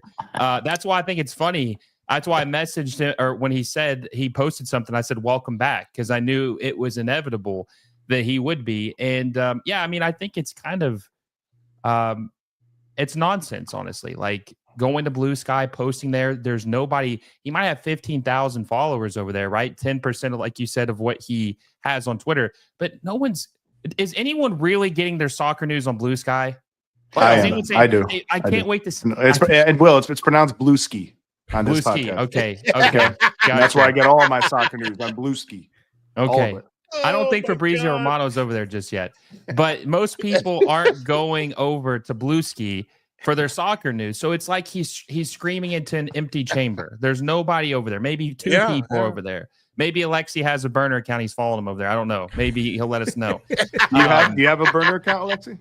It's not a burner account. I think I have one, an actual one. Right. Anytime now we know where you comes, stand. And anytime something new comes up, I'm in it. I register my name before somebody else takes it, so I can have it. Yeah. That's what I did. I have never made a post there, but I just took the MLS Moves name just so someone else could impersonate or pretend to be. I don't have to worry about that personally. Nobody's trying to take my name. I think I actually did see someone with your picture and your name on there, so you might want to check them out. It's a nice picture, I'm sure. Yeah, it is. Oh my God. So, I can't imagine. I can't imagine. They probably have my name with like a dartboard on it. Yeah. They actually have a Red Bulls logo though instead of DC United. So like it's like your What? No, I'm messing with you. I'm just messing with you. Well, what's the reaction been from the DC United faithful relative to you, in terms of? I mean, are you a pariah? Because listen, great question. I don't know you very well, and I've seen limited stuff of what you do. Obviously, you're a firebrand, and there's certainly stuff that I agree with you, and probably a lot of stuff that I don't agree with you when it comes to life and politics or anything else out there. But that's okay. That's what makes the world go round, and we don't have enough of that. I'm not just talking about soccer. I think in general in life right now. But 100%. How has this impacted you in terms of your relationship with them? And are you one of those that will now not go and sit with them either because you don't feel comfortable, or the environment that it creates around you is, I guess, for lack of a better word, but again, to use the vernacular of the current day, toxic? So, for me, I probably have not sat in the Chico stand a single time. Like I'm saying since when the Chico stand was in RFK, I was there with Barra Brava with my friend Rob, Big Rob. I will not sit in the supporter section. I have a lot of enemies in the supporter section because I've got a big mouth, and you don't say, Isaiah. So what I've come to find is that it's been it's a complicated relationship for me because I'm there for the badge. I'm there for the badge. I'm there to cheer on the boys. I've met several players who have worn the black and red. I've even, by the grace of God, I've even befriended a couple. Like DC United, from a club perspective, the club has really, really been nice to me in a way, and opened themselves up to me in a way that I never thought possible. Okay, I will say that. In terms of my relationship with the supporter groups, I don't like them. I don't like how alienating they openly are to people who do not align with them exactly politically. And I especially didn't like when, and a matter of fact, going back to the whole sports washing thing from last year, several of the leaders of the supporter groups put Jason Levian and the president of business operations, Danita Johnson, put those two through a Maoist-like struggle session over the sports washing thing. they went on an episode of RFK Refugees, the podcast of record, you could say. They went on there to basically brag about what they'd done, and I took like 2-3 days and just roasted the whole whole episode, because it was ludicrous, the stuff that they were talking about and the stuff that they were over politicizing everything, and they were a little anti-Semitic too, because Le'Veon is Jewish. So, oh yeah. I'll matter of fact, I'll put that link. I'll put that link to it in the private chats. But how would this manifest if you were to show up in the stands and stand next to, sing next to these people that I assume you have known for a while? I mean, are they kicking you out? Are they not talking to you? I mean, you can't even get along to the extent that you can be in that supporters section, even though you might have diametrically opposed beliefs when it comes to life, politics, and all those other things. You can't for those 2 hours get along and bond over your common love of this team. Not with now.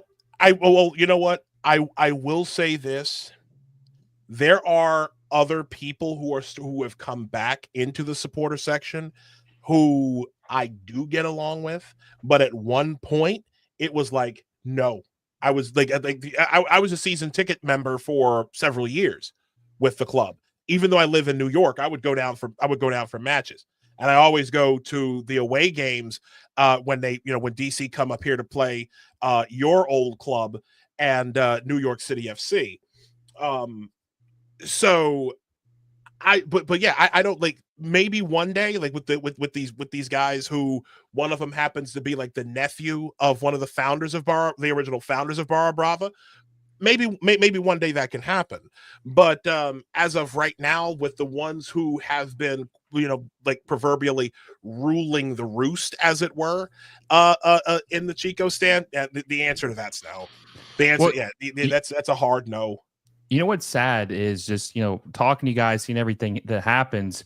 I had somebody say when I had Alexi on that they weren't going to even listen to the video because of his political views. They didn't want to hear what he had to say. Mm-hmm. Yeah, and it makes me think, and I see this more common, that people say, oh, I can't listen to Alexi because he's conservative, or I'm not, he's an idiot and he's conservative, or whatever it may be. And he's always gotten grief, right? That's not anything new to him. It's just, this is another layer because he's more outspoken than he has been about his political leanings. But I just have a hard time not believing that if Alexi said, hey, I supported Joe Biden, I voted for Kamala Harris, I'm liberal, that he would probably have, some of these people would be a little bit less harsh on him. Not agree with all his soccer takes, but they wouldn't be as vicious as they are. Nick saying that his podcast was canceled because they said he was too far right or he was too moderate, whatever it may be. Questioning woke stuff. I used to support Bernie 2016. If you didn't say any of that stuff, or just even proclaim to be more on the left, your podcast would still be going today. I was friends with so many of the supporters. I was deep in the supporter culture in New York City FC from the beginning, since 2013 when the club was announced. I remember you with Jordan and Chris Smith, I think, was another guy, or there was a couple people I remember you being involved Andre, with. Emilio, the whole NYCFC Nation crew. When my podcast was a NYCFP, New York City Football Podcast. But yeah, I was very cool with all of the supporter groups. New York City FC, Third Rail, Hearts of Oak, what else am I forgetting? Freaking Blue Ladies, you name it. There's a bunch of them. The La Doce. And those guys loved me, but I don't know. I haven't seen them since 2020. So in 2019, 2020, I haven't seen anybody. A lot of people unfollowed me because I just started talking about politics the entire time, which I get. Maybe you don't want to see that all day. I get it. But I don't know how it would be if I went to the supporter section now. I'd be fine with them. I don't give a crap if they're Marxists. I knew some of them. They're literal Marxists, some of them. Some of those people are really nice. Like my boy TJ, I think that was his name, TJ. Sorry, TJ, if I got that wrong. He was great. But if I saw him now, I don't know if how he would act to me. Maybe he thinks I'm a terrible fascist, evil person who just hates everybody on earth. And maybe I'd get beaten up. Maybe they'd attack me. I don't know. I'm happy to be friends with anybody of any political, whatever, unless you're doing something terrible. But your opinion should not really be something to not be friends with people about. You know, I have friends and is, family that are on both sides. This is. I don't find Lexi. I just want to say I don't know if you've probably seen this. I think that the left has a harder time with that, I think, than the right does. But that's what I wanted to say. Go ahead. Yeah. I think you're right, and I'm sorry for asking so many questions, but for me, this is please do. This is illuminating and interesting. Again, we can agree, we can disagree on different things, but what I'm curious is, there's a preaching to the choir element that's going on right here in our little Brady Bunch thing that we got going. Miniature Brady Bunch thing that we got going right. If those people were on this call right now and were pushing back, what do you think some of the problems that they would highlight with you? And when I say you, I obviously it's individual, so there's a personal aspect of it. But what do they see is problematic from having someone like you in the stands next to them? Is it just they can't tolerate something like that because of something that you have said, something that you have done, or just the idea, if it's true or not, at least the idea or the perception that you are X, Y, or Z? Is that for me or for Isaiah? Either of you. I think it's for either of you. You can answer that. Nose. Go ahead. Yeah, I think they probably look, and I'm sure you mean Alexi. I know you've gone through this yourself because I've seen it. You post something, and you're just like, "Hey, I don't know, I'm just questioning this," and then everybody's like, "Oh, why don't you just, dude, stop posting, fascist, stop posting, MAGA, maggot, whatever." Whatever they say. So if I criticize, for example, maybe we shouldn't be like teaching kindergartners, first grade, all the way to 4th, 5th, 6th, 7th, 8th grade about 100 different genders, which is clearly going to confuse little children.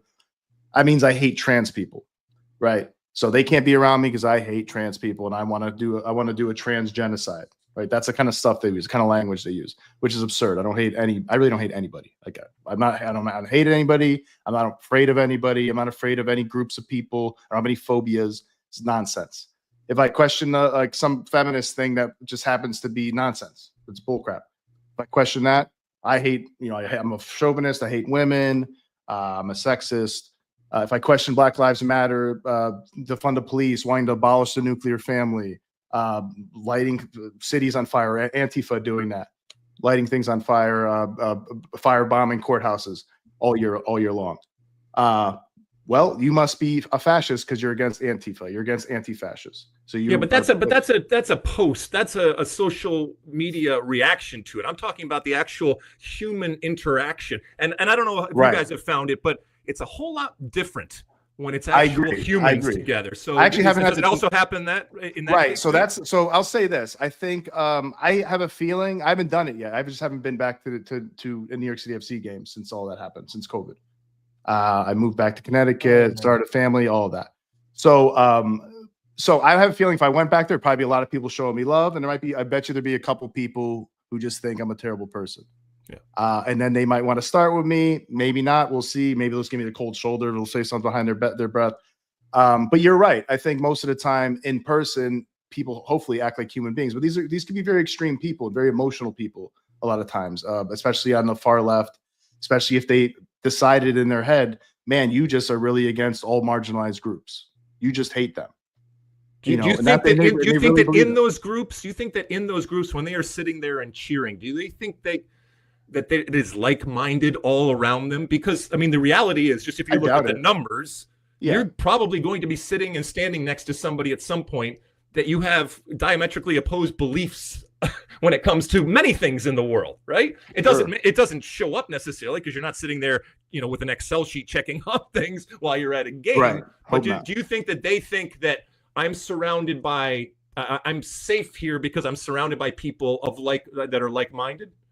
I think some of them do think that, but yeah, I mean, I hope they expect that there's people with different opinions around them, and they wouldn't feel so bad if there was a Trump supporter around them or a Republican around them or something like that. I hope so, but there's some people who really do feel like they're unsafe if there's somebody like that around them. Like if there's somebody, you must have heard when people come, if they come in with like a MAGA hat or something, right? Sure. They feel like they're literally unsafe, right? That's what they say. And like and they'll actually, some of them will probably call security. Some unhinged people will probably call security, being like, "What are you doing in this?"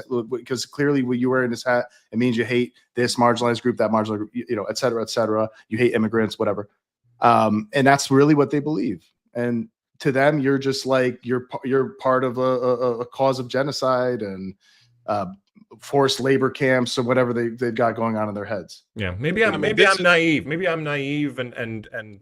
But I don't think jaded, most people believe that. Alexi, I don't think to your point, I don't think the whole supporter section is just filled with far left unhinged people. But there's a number of.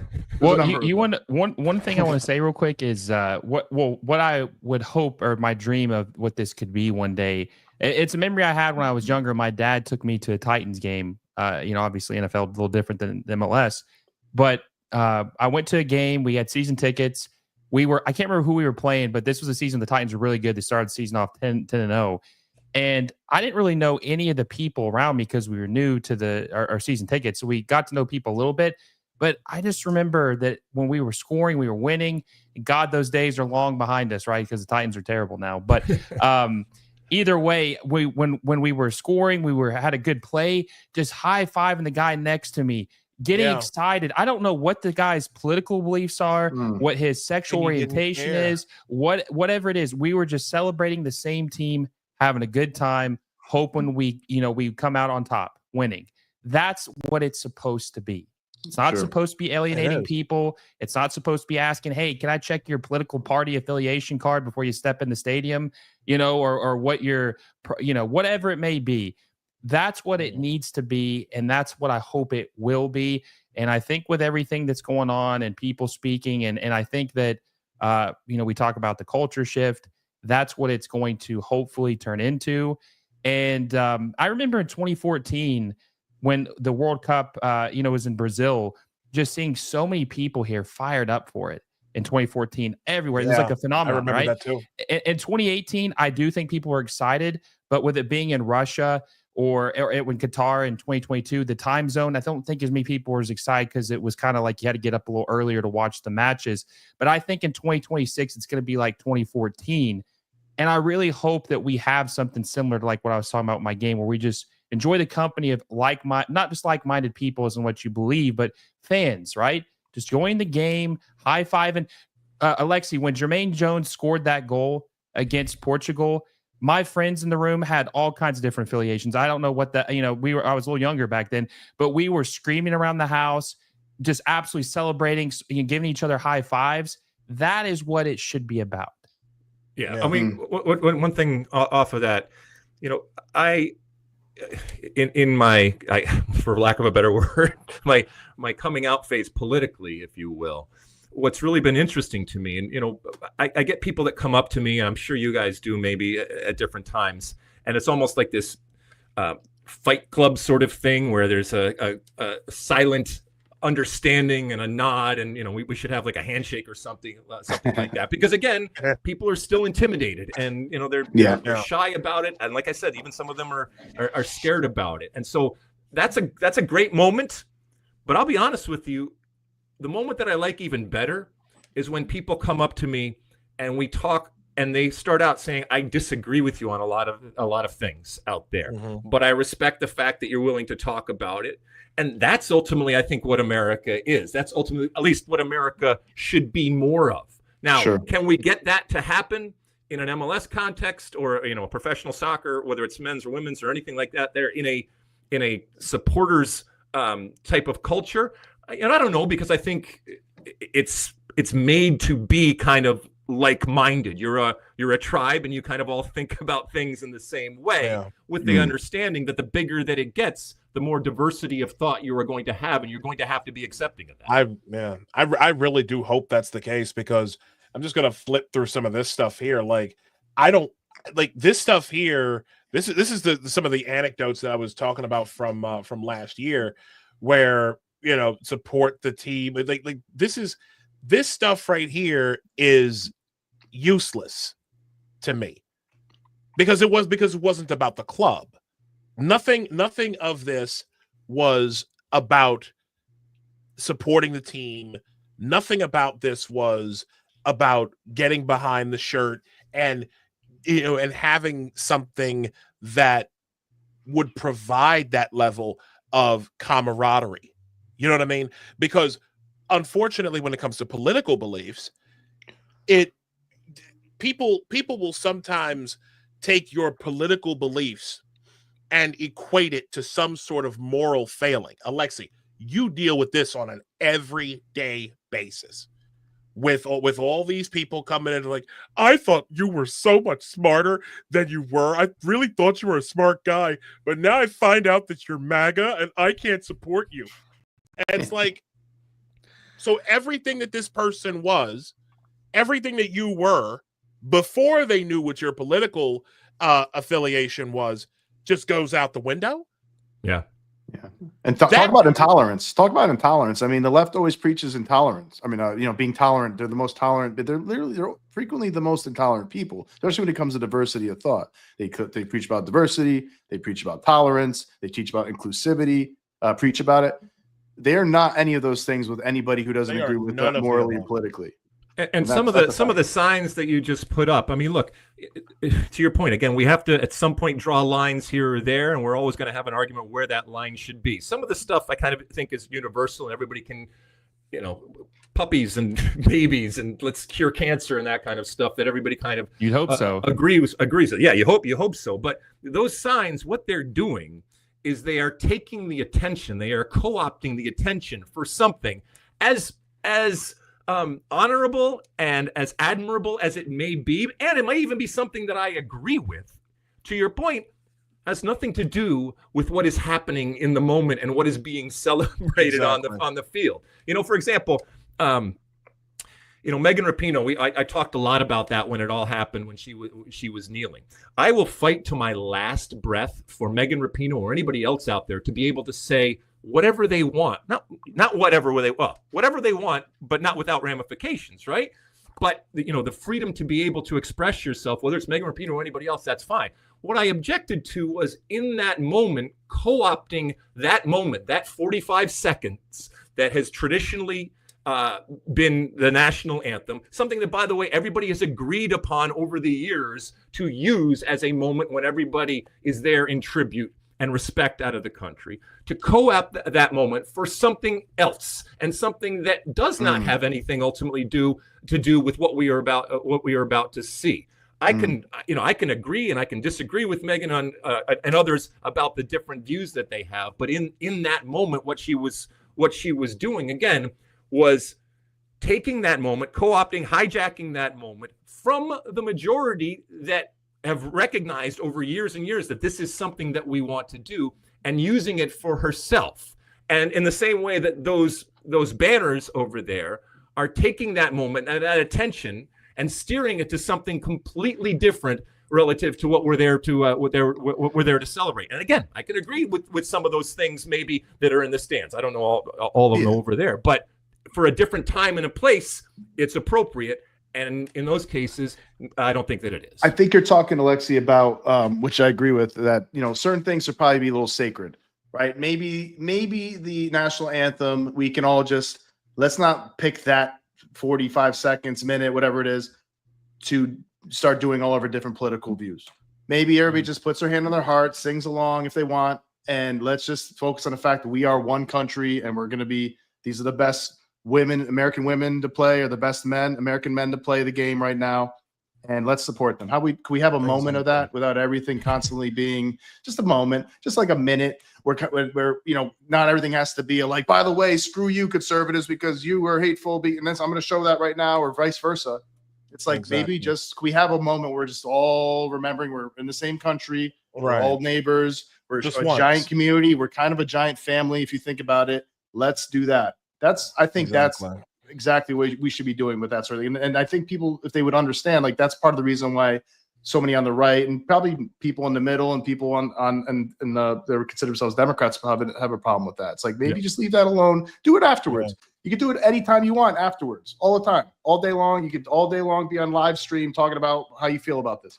Leave that alone. I agree. Will, I know that you have to jet. So yeah, I have to head out. wife's calling me. That's my cue. I'm sorry, guys. It was a pleasure to see all you guys. Listen. I'm not trying to get in trouble. She gave me an hour. That was gracious of her. Have to head out. Appreciate joining you guys. I feel you. Happy wife, happy life, brother. Happy wife, exactly. Yep. Have fun tonight. Get in trouble tomorrow. So yes. I will see you guys. I will see you guys later. Appreciate you for having me on. Thanks, Will. Appreciate it. We gotta have you on again, brother. Really appreciate you, man. So with that, Alexi, there is the part of the other thing that I wanted to talk to you about, and this is one of the bigger concerns that I've had, is in this current political moment. Okay, well, I shouldn't say current because we're in a state of realignment, but in the previous one that we've had over the last couple of years, there have been several victims, we'll say. I hate to use that term, but that's what we're dealing with. And yes, it has a lot to do with DC United. I don't know if you wanted to get into this, but I know this is something that I know you weren't terribly aware of this. I don't know what we're talking about. Oh, sorry. So imagine this. You've got a player that comes over from an Austrian team. You get him to the club in 2022 and he sets the league on fire. We're talking about this gentleman, the gentleman whose jersey hangs behind me, and that would be Taxi Funtas. I've been wanting to talk about this situation with anybody, and get their thoughts about this. This is something that I've covered for now several years. Who is Taxi Funtas? Well, Taxiarchis Funtas is striker out of Messalongi, Greece. He's played for a lot of clubs over the last, I don't know, like 10, 11 years now. And for about a year, he played for the portion of the 2022 and the first half of the 2023 season. He played for DC United. He set the league on fire when he first came in, and I'll just play a little bit of just to get you up to speed as to who this brother was. Hold on, let me just make sure I get this, and here we go. Julian Gressel arrives and serves. Now Funtas coming through. Oh, it's in the net! It's in the net! And it's in the net! Look at the DC! Taxi Funtas! That's what he does! In this fashion, Brad Knight love. Scoot up to the next one. Taxi. Gressel, what a ball for Taxi Funtas. The cross, it's in the net! Oh, it's in the net! This was Michael Estrada's only goal, by the way. That was his only goal that year. That was perfect. Showing his quality. Mark Gonzalez. And then Estrada. Last one. Defending. Durkin. Ricochets off poster. Funtas, Taxi, the shot. Oh, it's in the net! It is in the net! Do you believe this guy? That man, that boy, good. That was his first game. 2 goals and an assist. He set the league on fire. He had a hat trick the same year. The guy is just an automatic scorer. And he was for 2022. I mean, even though that was our wooden spoon season, we got beat like 13-0 by Philadelphia Union on aggregate that season. And, we had three what did we have? 3 coaches in 2022. That was a rough year. It was a very rough year, and he was a big bright spot. In September of 2022, there was an incident in a match where we played Inter Miami at home. There was a tie-up. I was trying to find the video of this. The incident happened somewhere in the 55th minute, and Funtas was accused of using a racial slur towards a black player. It never sat well. The thing was, it didn't sit well with me because, for one, he was subbed off in the 65th minute, and the league dragged out this investigation. I actually found let me see if I can bring it up again. I found a video of this guy, of Phil Neville, a post-game interview. Hold on, let me find it here. It is.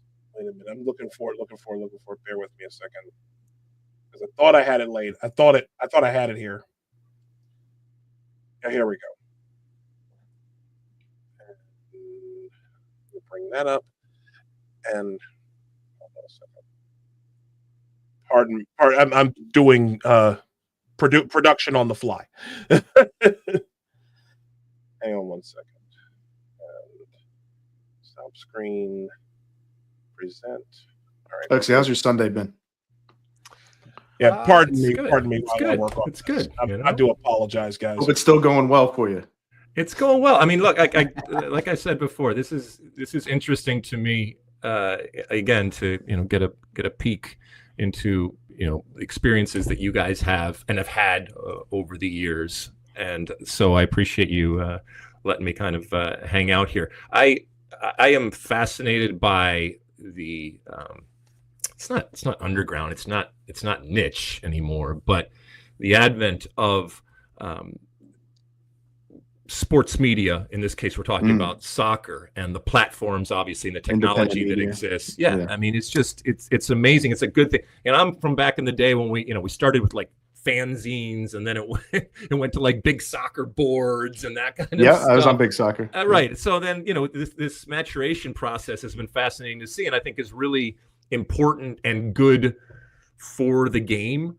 And so, whether it's something like this that we're doing, or any of the other thousands that are out there, I always enjoy them. I always find time, because I learn something from them. And from my place where I am in soccer, I've had a lot of experiences over the years, but it's changing so rapidly and evolving so quickly that it's important for me, I think, to be talking to people like you and others out there. Again, people I agree with, and people I disagree with, but it doesn't matter. Actually, you're a true man of the people, brother. No, I don't know. Yes, about you that. are. I mean that seriously. Yes, you are.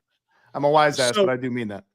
So here's the post-game interview of Phil Neville, and I watched this. It's the first time I actually watched this. Was doing a little bit of, I guess further. Like I was trying to tighten this up. I watched this video for the first time, and nothing about this sat right with me after I watched it. Here we go. Come on. Holy shit, man. This is crazy. Jesus Christ. That's one crazy press conference. This is ridiculous. Is that a Komodo dragon? What is that? A Gila monster? Oh, my goodness gracious. Come on. I don't want to. Yeah, we got to finish the game now, Isaiah. Yeah. Let's get the 12 points. Ridiculous. There we go. There he is. Got to address probably main issue. It's probably an issue that maybe in the past it's probably been swept under the carpet, but we're a football club that's very proud of our diversity and inclusion in our staff and our supporters, and I think there's no place at all for racism on a football field, in society. I've just been speaking to the owners, all three owners, and they 100% agree There's no way in the world that any form of racism should be happening on a football field. And I must commend my players for keeping their calm. I must commend the referee for a really, really, really difficult situation. He followed the protocol set out by the MLS. And I must give massive respect to Wayne Rooney for dealing with it in the way that he did. I think I've always known him as a class act. I think today he went up in my estimations more than he's ever done, more than any goal that he's ever scored. I think the players were hurt, players were disappointed, and I called the players over because I've in my previous job with England, we've had lots of experiences in certain countries of racism. So we're quite briefed on how to handle these situations. I learned a lot from Gareth Southgate, the England manager, and all the FA staff in terms of. So I called the players over. I asked them if it was okay. I told them that we were going to stick together, deal with this, that it was unacceptable, that there's no forms, there's no place for racism. I've had enough of that. Now, here's the problem with that.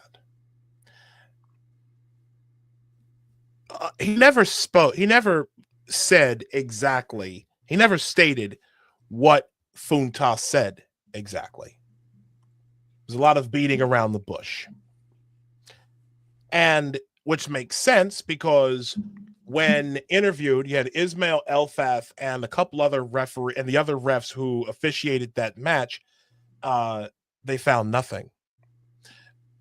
The league did their investigation, but the problem was the league dragged their feet on the investigation. They started that investigation in September. They didn't announce the findings of said investigation until after MLS Cup, the conference finals of MLS Cup. And just to give this very inconclusive statement, I have, goodness gracious, I don't know, I had all of this together. Hold on a minute. Yeah, I'm sorry for being this is a little bit of amateur hour here. Here we go. You got it? Yeah, I got it. I was going to sing a little ditty. Oh, no. You don't have to do that. I promise. You don't have to do that. Okay. All right. So here we go. I can bring that up. StreamYard is awesome. I love this thing. Okay.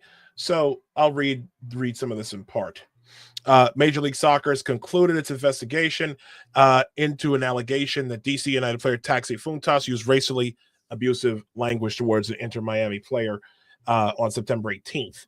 MLS found that the allegation made by Ime Mabika was credible. Now, initially, they said that the racial slur was directed towards Damian Lowe.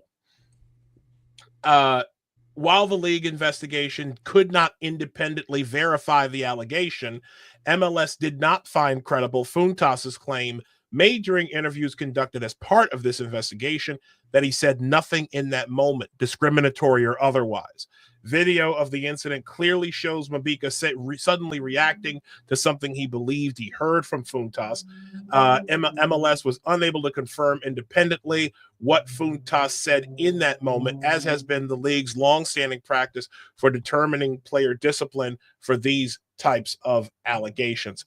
So, in other words, you said something, we know you said something, but we can't confirm what exactly you said. But they dragged this investigation out for like I said, almost 2.5, almost 3 months. And the other thing that struck me about it was there was there were 2 other investigations, like Santiago Sosa and I think Cucho Hernandez were they both had investigations. They said something racial to somebody, and their investigations were open and closed in less than a week. But Taxi's was the one that was dragged out.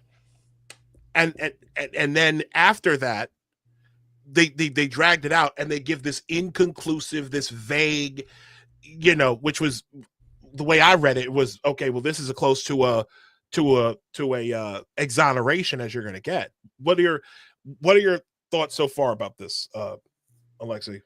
I don't know. I don't know if I'm running long. No, I don't know. I don't know how long. I don't know. I mean, I remember this when this happened.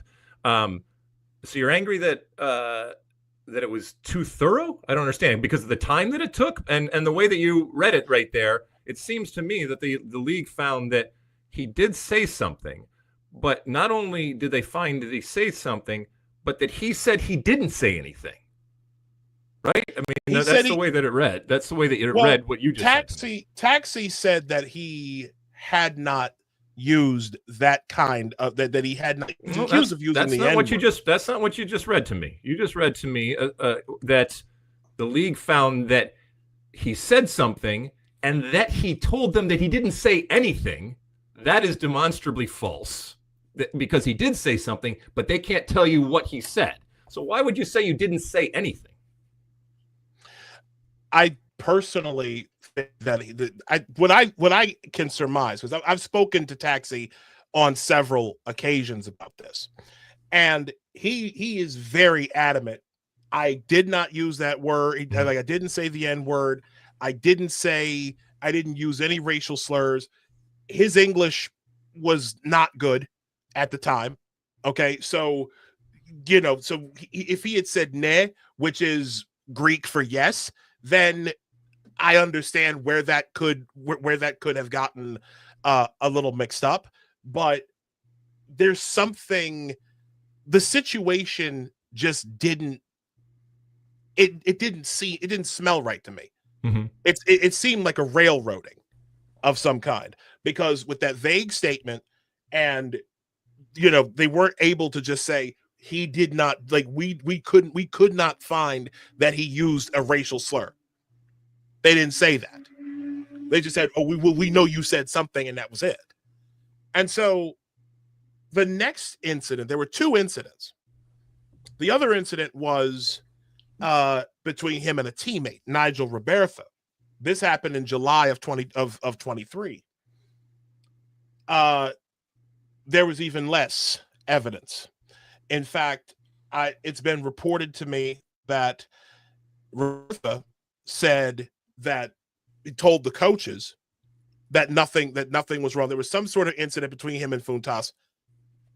He said, Robertha, that is, said that there was that everything was okay, and then 2 days later, he's going to the league accusing Funtas again of using a racial slur.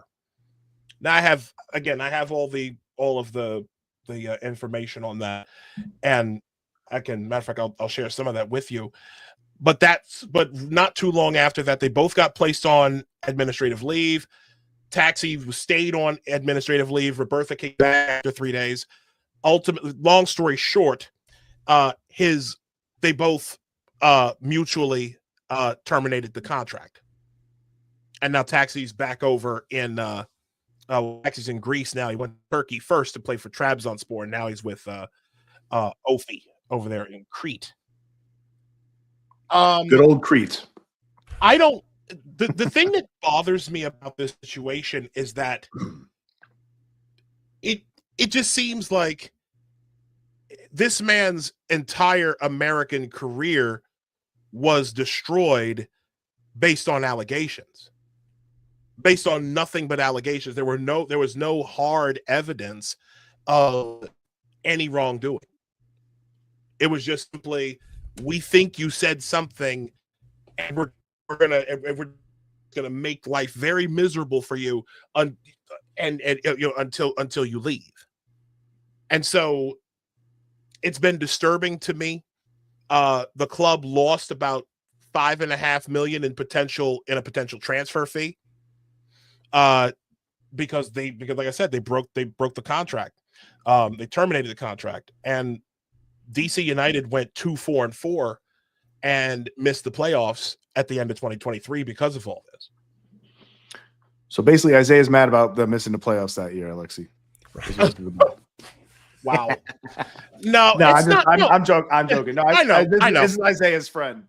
Well, he became that. Yeah. He became such. Okay, I'm not going to lie. I am a little. It was biased. during a time of really high sensitivity about these sort of thing, and you wonder how much of it was just like a reflex, like, okay, we got to chop his head off because there's a sniff of that. I don't know. I really don't know enough of the details. I've been trying to for going on 3 years now. Because this was a bad situation. This was a guy who scored like, if I remember correctly, he scored something like it was close to like 19 goals in 36, like 34 appearances, something like that. I've got my stats a little crossed up. But this guy had a budding career in the United States, and he could win something really great. And I think he was. I personally believe that he was a victim of cancel culture. I do. And that's what bugs me. I mean, just looking at this situation, like, what's your take on this? Or am I reading too far into it? No, I mean, obviously this is personal to you. So there is bias and baggage that you bring to it. And but you've admitted that, and that's fine. I would say this, when it comes to the benefit of the doubt, a player that's scoring lots of goals has incredible value. And I would think that that player is going to at times be given the benefit of the doubt. You also mentioned, I think, two instances that this happened. I will say, nobody wants. I certainly don't want anybody to be falsely accused of anything, and certainly not something that is going to, deride somebody and hurt their trajectory, however great that may be going forward. So, when I think about this, that they decided at some point to mutually part ways. All right. I mean, if it was really so egregious, I would think that you would fight for it. But I also can put myself in somebody's shoes that says, you know what?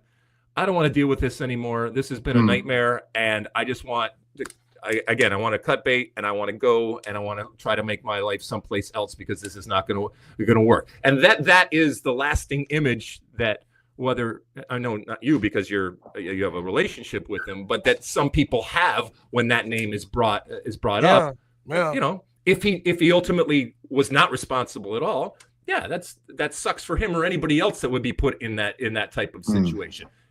If on the other hand he did either one or both of those times do what they accused him of, then I think he got off not easy. But I think you have to deal with these things. And to your point, the timing is everything in life. And the moment in which this happened, maybe it would have been dealt differently 5 years before or 5 years after, 5 years after that. But that's just the reality of the world that we live in. I mean, we're living through a moment right now that has changed dramatically in terms of the reactions that we have, in terms of the actions that we take. So what happens today is very different than what happened in during the previous administration, or in the previous administration under Trump, or during COVID, all those different things. So again, timing is everything. I don't know enough about this case here. I hope that he goes on and continues to have a career. I hope he finds happiness both on and off the field.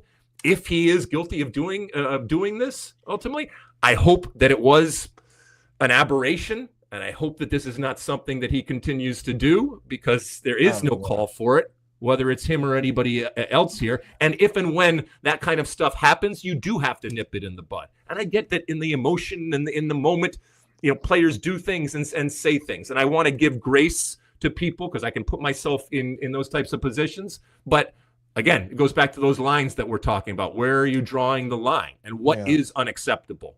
And people in Major League Soccer, as with any league, they have to draw those lines. And when they draw those lines, there are going to be people that are going to say, yeah, but the line should be here, or the line should be here. And there are going to be people that say, yeah, but in this particular case, you have to see the nuance and you have to see the layers and all that kind of stuff. But at some point, you have to make those types of decisions. Yeah. I mean, like I said, I think he did get death threats, and you know they ended up having to like basically pay off the place where they were staying at for like pay it off early, and they had to do a whole bunch of stuff. His son was like 3-4 years old at the time, and you know, to just kind of pull up stakes, and his wife felt I've developed a relationship with these two, and it's like to see what they went through. Taxi said in an interview when he was playing for Trabzonspor that he very nearly quit soccer because of it. I don't think someone who would have said something like that, I don't think they would have been contemplating quitting soccer. I also don't think that they would have. One thing I left out that I forgot to mention, rather, is that Taxi paid in the second incident. He paid for a polygraph test. He paid for his own polygraph. It was reported, it was confirmed by the Athletic, and I think it was Pablo Maurer who wrote that piece. It was just kind of glossed over, like, oh, he paid for his own. He paid for his own polygraph. That generally doesn't mean much of anything, but at least he did it. You know what I'm saying? It's like to me, it was like you got narrative. Not you, not you, Lex, but I'm talking like guys like Pablo Maurer at the Athletic. These guys who have this leftist who are already, they're convinced they were already convinced he's a racist. They were already ready to throw him out. You had RFK refugees, the podcast I mentioned earlier. The guy, like the two hosts of the show, they went on a strike, a podcast strike, basically protesting his presence on the club. And I'm like, it all just seemed excessive. It was just stupid. It's like if he did it, there would be proof. And there was no proof. And that was just, and honestly, like I said, I feel like Funtas is a very unfortunate victim of cancel culture. And that's, and really ultimately, Alexi, that's really why I want to see the culture within MLS change. Because when you get so high on your own supply, where everybody's just virtue signaling, where everybody's just like, yay, look at me, I have the right political beliefs, and I'll avoid getting thrown out of my in-group. Like, that was basically what took place there. That kind of culture has to change, and I've seen a lot of it, and not just with DC, where I'm right up on it. I see it with other clubs. I mean, Portland. I mean, Jesus Christ, they might as well be Antifa Timbers Army. You know what I mean? But that's what I'm getting at. It's like there's something wrong. And I've been trying to get to the bottom of it, and I hate that. I mean, please forgive me for kind of dumping this on you. No. But it's been driving me insane for the last. Well, I shouldn't say insane, but it's been concerning me for the last several years. Well, I mean, I can see that it concerns you, obviously, and look, like I said, he's a friend of yours, and so that support is admirable. Again, I don't know enough about the situation when it comes to what he did. I will say, when you're looking at Portland or others, you seem to be concerned with what has been created and what has been adopted, if you will. And we were talking earlier about the evolution of independent media and everything. Times change. MLS looks very, very different. I mean, back in 1996 when we started, sometimes I wish I could bring people back and just have them sit for a week and see what MLS was. And I'm not even talking about on the field, but yeah, even on the field, what it was, but even off the field and the environment and the climate and the landscape that it was. Mm-hmm. And any type of business as it grows, as it gets bigger, it's going to go in different directions. And guess what? It's going to go in some directions that people like and people don't like. And there's going to be an element of grumpy old, in this case, men, that say, hey, this is what it used to be. And why isn't it more of that? And why has it become that? And I am constantly trying to guard against being too grumpy without completely abandoning my principles, without completely abandoning common sense, without completely abandoning what I think is right, whether it's something on the field or off the field, in the stadium or outside of the stadium, but with the recognition and I guess the humility that the world moves and the world changes, and it changes in ways that me, you, others at times may agree with, at times might not agree with, at times might be part of the majority, and at times might be part of the minority. And that's not necessarily a bad thing,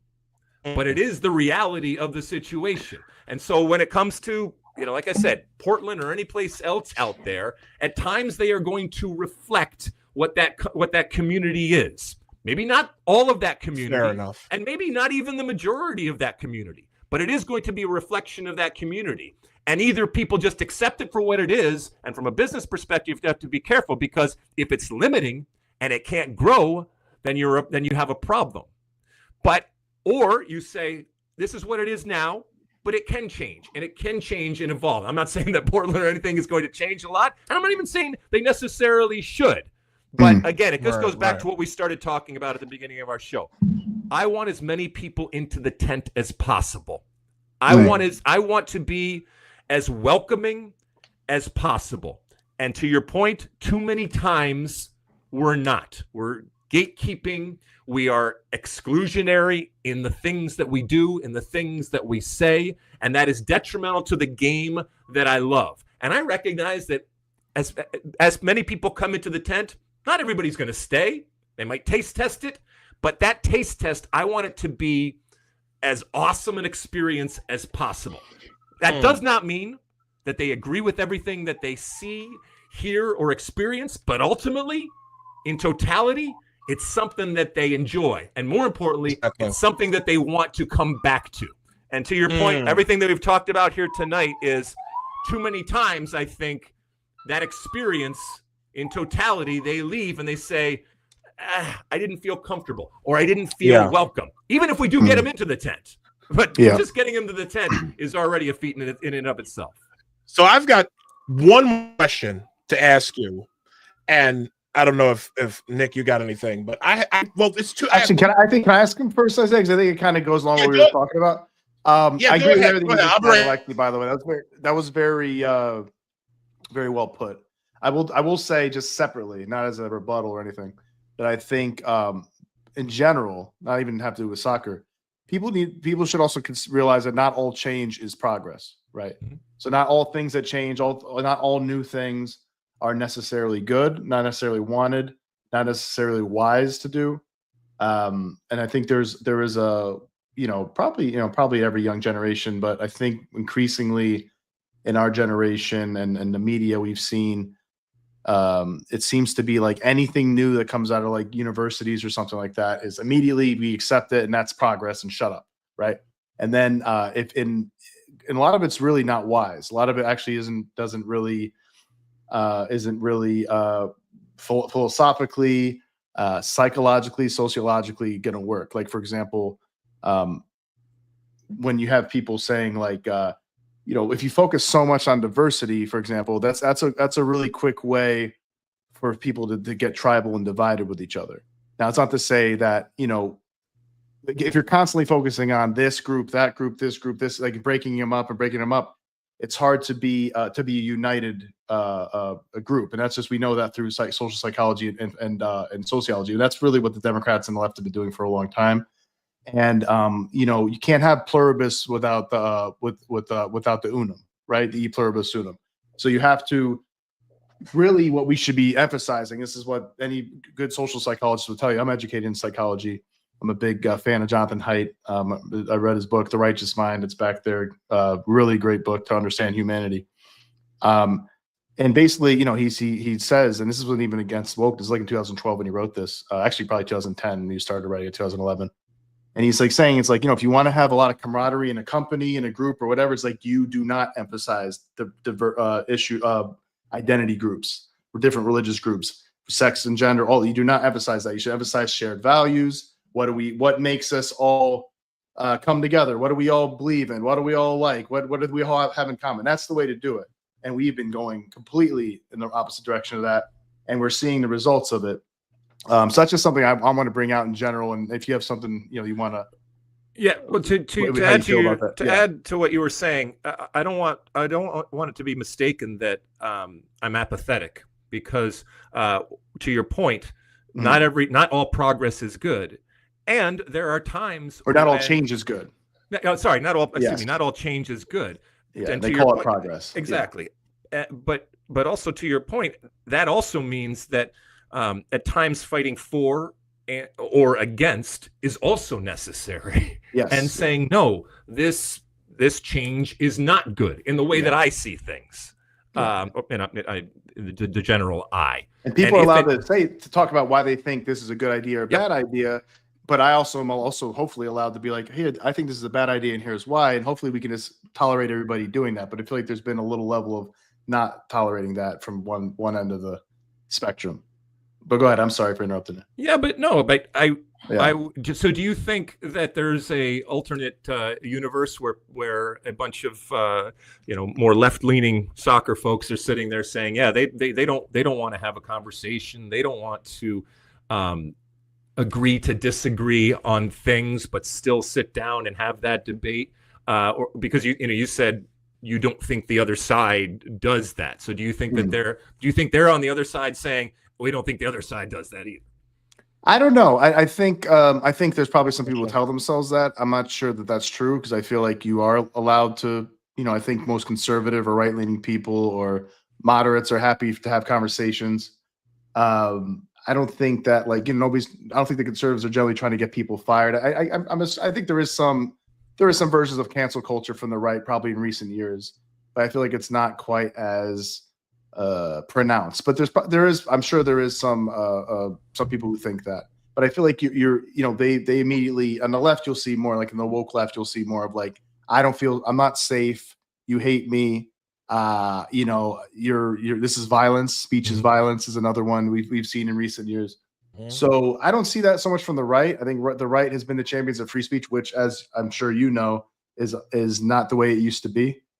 The left used to be the champions of free speech, and now that has changed in recent years for the most part. It's amazing. It's amazing how things have shifted, and the priorities of one have now gone to the other, and it's this upside down, backwards type of world that we live in. But to your point, things evolve and things change. So that actually never got to my question. So Alexi, just to shift gears real quick, did you ever, speaking of cancel culture, since you've been talking about kind of like somewhat pro-conservative or at least questioning Democrat progressive views, even in the most subtle ways sometimes on Twitter, just asking a question. Did you ever find that you were like your career was in trouble? People were messaging you, emailing you, yo, Alexi, I don't know if you should be tweeting this stuff. Like, you ever experience any of that? Yeah, you're basically asking about my red-pilled moment or whatever you want to call it. You've been making tweets like this for a while, so I'm sure there's different moments where people are like, Alexi, you got to stop with this, man. Oh my goodness. Well, to your point, there's certainly people. I have lost friends, and everybody has, and that kind of happens. Not to the extent I'm bummed in that's what ultimately change things, but me too. Again, I'm 54 going on 55 years old. I don't have time, and so it gives me more time to hang out with people that I find interesting. Again, don't have to agree with, but I find interesting. So I enjoy the debate. I enjoy the discussion. I grew up in a household where that was not just encouraged; it was mandatory. You needed to put yourself in the grandest way of debate. Put yourself in other people's shoes, and to be able to at least see yourself arguing somebody else's side. Steel manning. Yeah, all that kind of stuff. So I grew up with very important. I grew up with that. I enjoy the jousting, if you will, and the back and forth. I fully recognize, certainly when it comes to my personality on X or online over there, that I'm poking and that I'm provocative. It's absolutely intended. I find I get more information out that way, and it's more fun to me. I look at X much more as an information gathering source, and honestly, a video game type of entertainment that it is fun. It could be very fun. That's funny. Exactly. But I wake up each and every day to a litany of names that I am being called and vile things that people say to me simply because of the political stuff that comes out. I keep it to X. On my State of the Union podcast, we don't get into politics, and certainly when I'm on television, although sports are politics, and geopolitics are always kind of going to be part of sports, especially when I'm doing World Cups and these big tournaments. It always USA versus Canada hockey exactly, yep. exactly. Sure. But I'm not sitting up there and telling people how to vote or talking about the latest thing. But it's fun. I also enjoy politics. I enjoy me too. The tribalism. I think it mirrors a lot of stuff when it comes to sports. Like I said, you have your sides and you argue the performative aspect of it, especially when it comes to politicians and all the different relationship building and consensus building and all that kind of stuff. I love it. There is a scoreboard ultimately at the end of the day, and there's a power and cachet that comes from the wins, and a lack of power that comes from the losses out there. So I see a lot of similarities. Obviously, sports are not even close to as important when it comes to the consequences of these types of conversations that we have or the actions that are taken by politicians. But I do see the connection when it comes to sports, and I enjoy it. I enjoy doing it. But yes, to your point, there are people that aren't going to follow me. There are people that are going to immediately not. I can tell them the cure to cancer. Like Trump the other day. Yeah, when he was giving it doesn't matter what I say. There is a certain segment that aren't going to listen simply because of the messenger. You never got any pressure from your employers.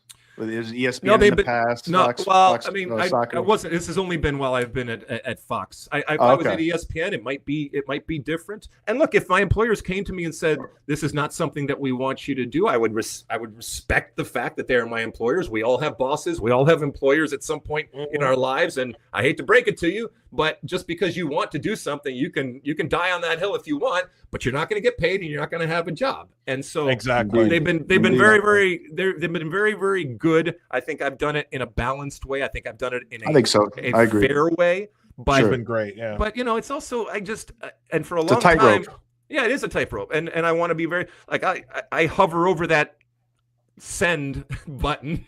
Yeah, like thinking about else, it's like, is this going to be a problem? And I hate that. Yes. I hate that there is that tight wire type of thing. I mean, if I had a way to hit a button and everybody's draft posts automatically just went out into the ether, the entire universe would just collapse. Oh my God. That's true. That's very true. Very well said. Alexi, you've been, again, I want to thank you for being here. You've been absolutely fantastic. Totally. I have learned a lot from you in this conversation. The two questions I have.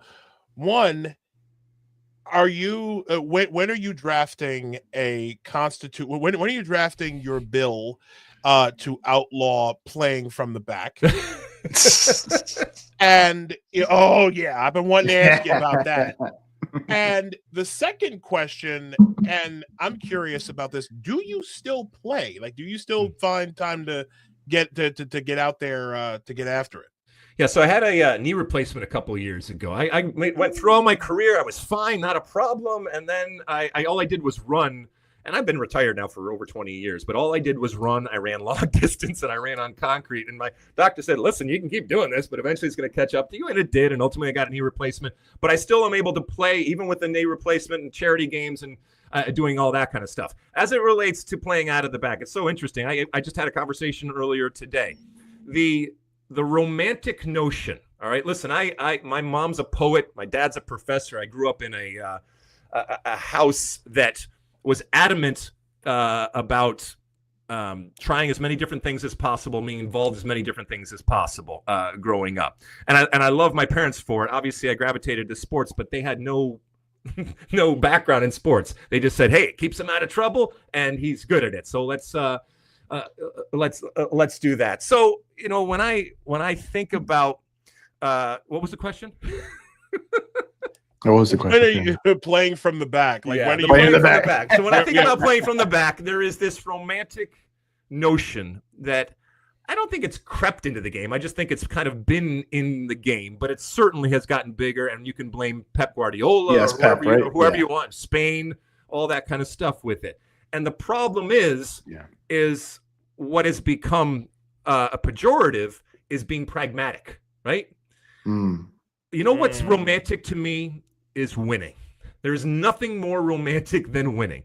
If I told you guys that in 2026, Christian Pulisic and company are going to win the Men's World Cup, I don't think you or anybody watching or listening gives a crap about how it gets done. It could be the ugliest. And I want to say ugly again. That's just a perspective. That be the most Italian way possible. Right, exactly. It could be completely defensive, long ball down the middle, no 1-0s. Possession at all, 1-0s all the way. Think Greece and Portugal. Back in the Euros, all that. But nobody would care. Nobody would care at all. Now there are some countries and cultures that they do care about that. But this playing out of the back, all it has done is created a generation that thinks that they're better than they actually are, individually as players and teams. It's also created coaches that feel in order to show their wares, in order to be worthy of attention or value, that they have to play this way. And it is, if you are Barcelona, if you are Man City or anybody else, that's all fine and well. But 99% of the other teams are not that. And so you are trying to, paint the Sistine Chapel with crayons, right?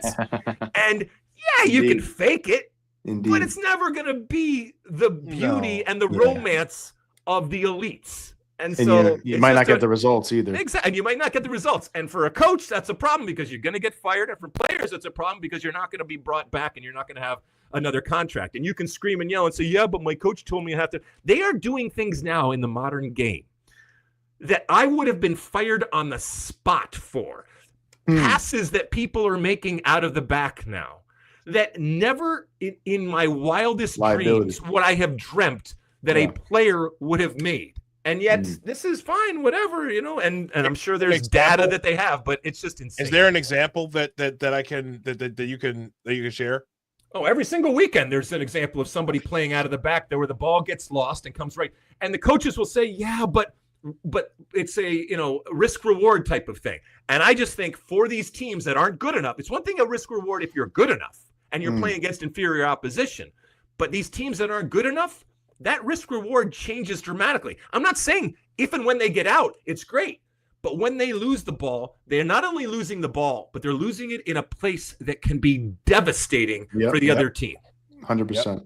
Basic. It's to me losing a ball in that back third when like before the game is even before your attack is even started. To me, that's a little worse than an own goal. I personally, I'm saying this. I hate playing from the back. I hate it. I'm like it. Like I am more of a direct guy. Get it like on a goal kick. I want you. Get it out of there. Get it to midfield. Get it to the middle third, or as close to the forwards as you can. I cannot stand playing from the back. Yeah. Like when I saw, I went to DC United's home opener a couple weeks ago, and I teased Lucas Bartlett. I told him, I said, you had a busy night in the back line. He was like, because there was a lot of playing from behind. It's like I'm with you, Lex. I cannot stand. You don't want to do that with Rodrigo and Mbappe and Vinicius Jr. Yeah, exactly. Catching that ball back there. And if you're, it's one, like parking the bus, for example. All right. Yeah. There is a time. There's a time and place for doing that, and sometimes it's just this is what we have to do because it gives us the best chance. But we all know all it takes is one mistake when you're parking the bus, and now you're losing, and now you have to open yourself up. In warfare, you would much rather, if you have your home, your palace, whatever it is, you would much rather defend further away from it because the closer you get to it, the more risk there is that you are going to sustain damage. So exactly. I mean, it's just it's an amazing transformation of the game. And again, I can constantly remind myself, don't grumpy old man it, but I don't think, and it's all cyclical anyway. At some point, everybody's going to go back to play 4-4-2 and long balls out of the back for yeah. It's not. You're right, Alexi.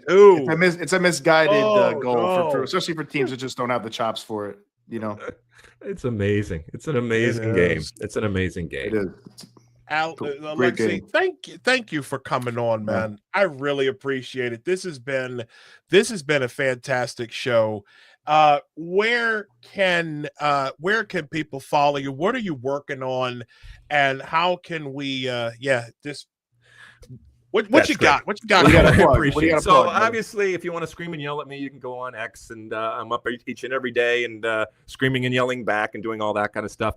My State of Union podcast comes out twice a week with my good friend David Mossy, and we look at the game through the lens of red, white, and blue colored glasses. So it's a U.S. focused type of soccer podcast. Again, we bring you what's happening around the world, top level type of stuff, but then we also bring you what the players are doing out there. And I just want to reiterate what I said earlier in the pod. I am just from an old guy, been around a long time. All right. It warms the cockles of my redheaded American heart to see how far the game has come.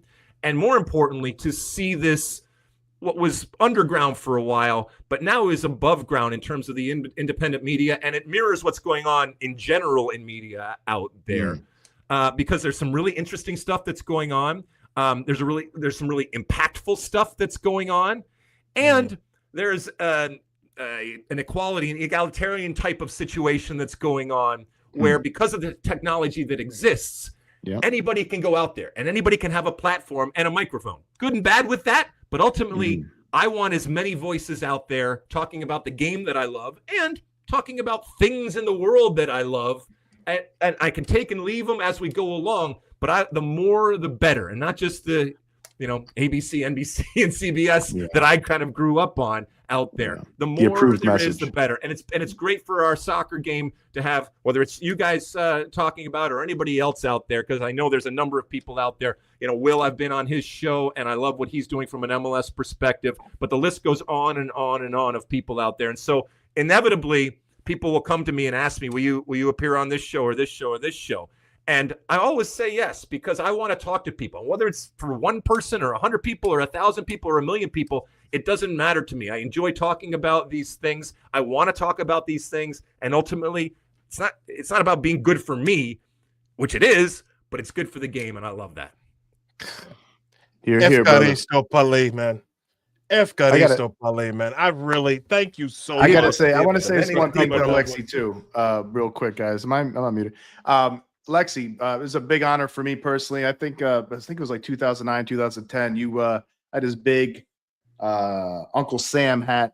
I was with the American Outlaws, and I'm sure you probably don't remember, but you signed it for me. It was probably Rentschler Field or Gillette Stadium, and you signed it for me, and I thought that really made my day, and it's a huge honor for you to now be on Apostate Radio with me and Isaiah, and you've been great, man. Hopefully we'll get you back on. Huge honor, man. That's awesome. Well, hopefully I can see you guys in person at some point. Yeah, it'd be great. Next time you're in New York City, let us know. Absolutely. Matter of fact, hold on. Who is your, well, I don't want to, you don't have to answer this if you don't want. Who's your team? And who do you think's going to make it big in MLS this year? Who's my team? So I played for the New England Revolution, what then was the Metro Stars. Then I went over to the Kansas City Wizards, and then I finished up with the Los Angeles Galaxy.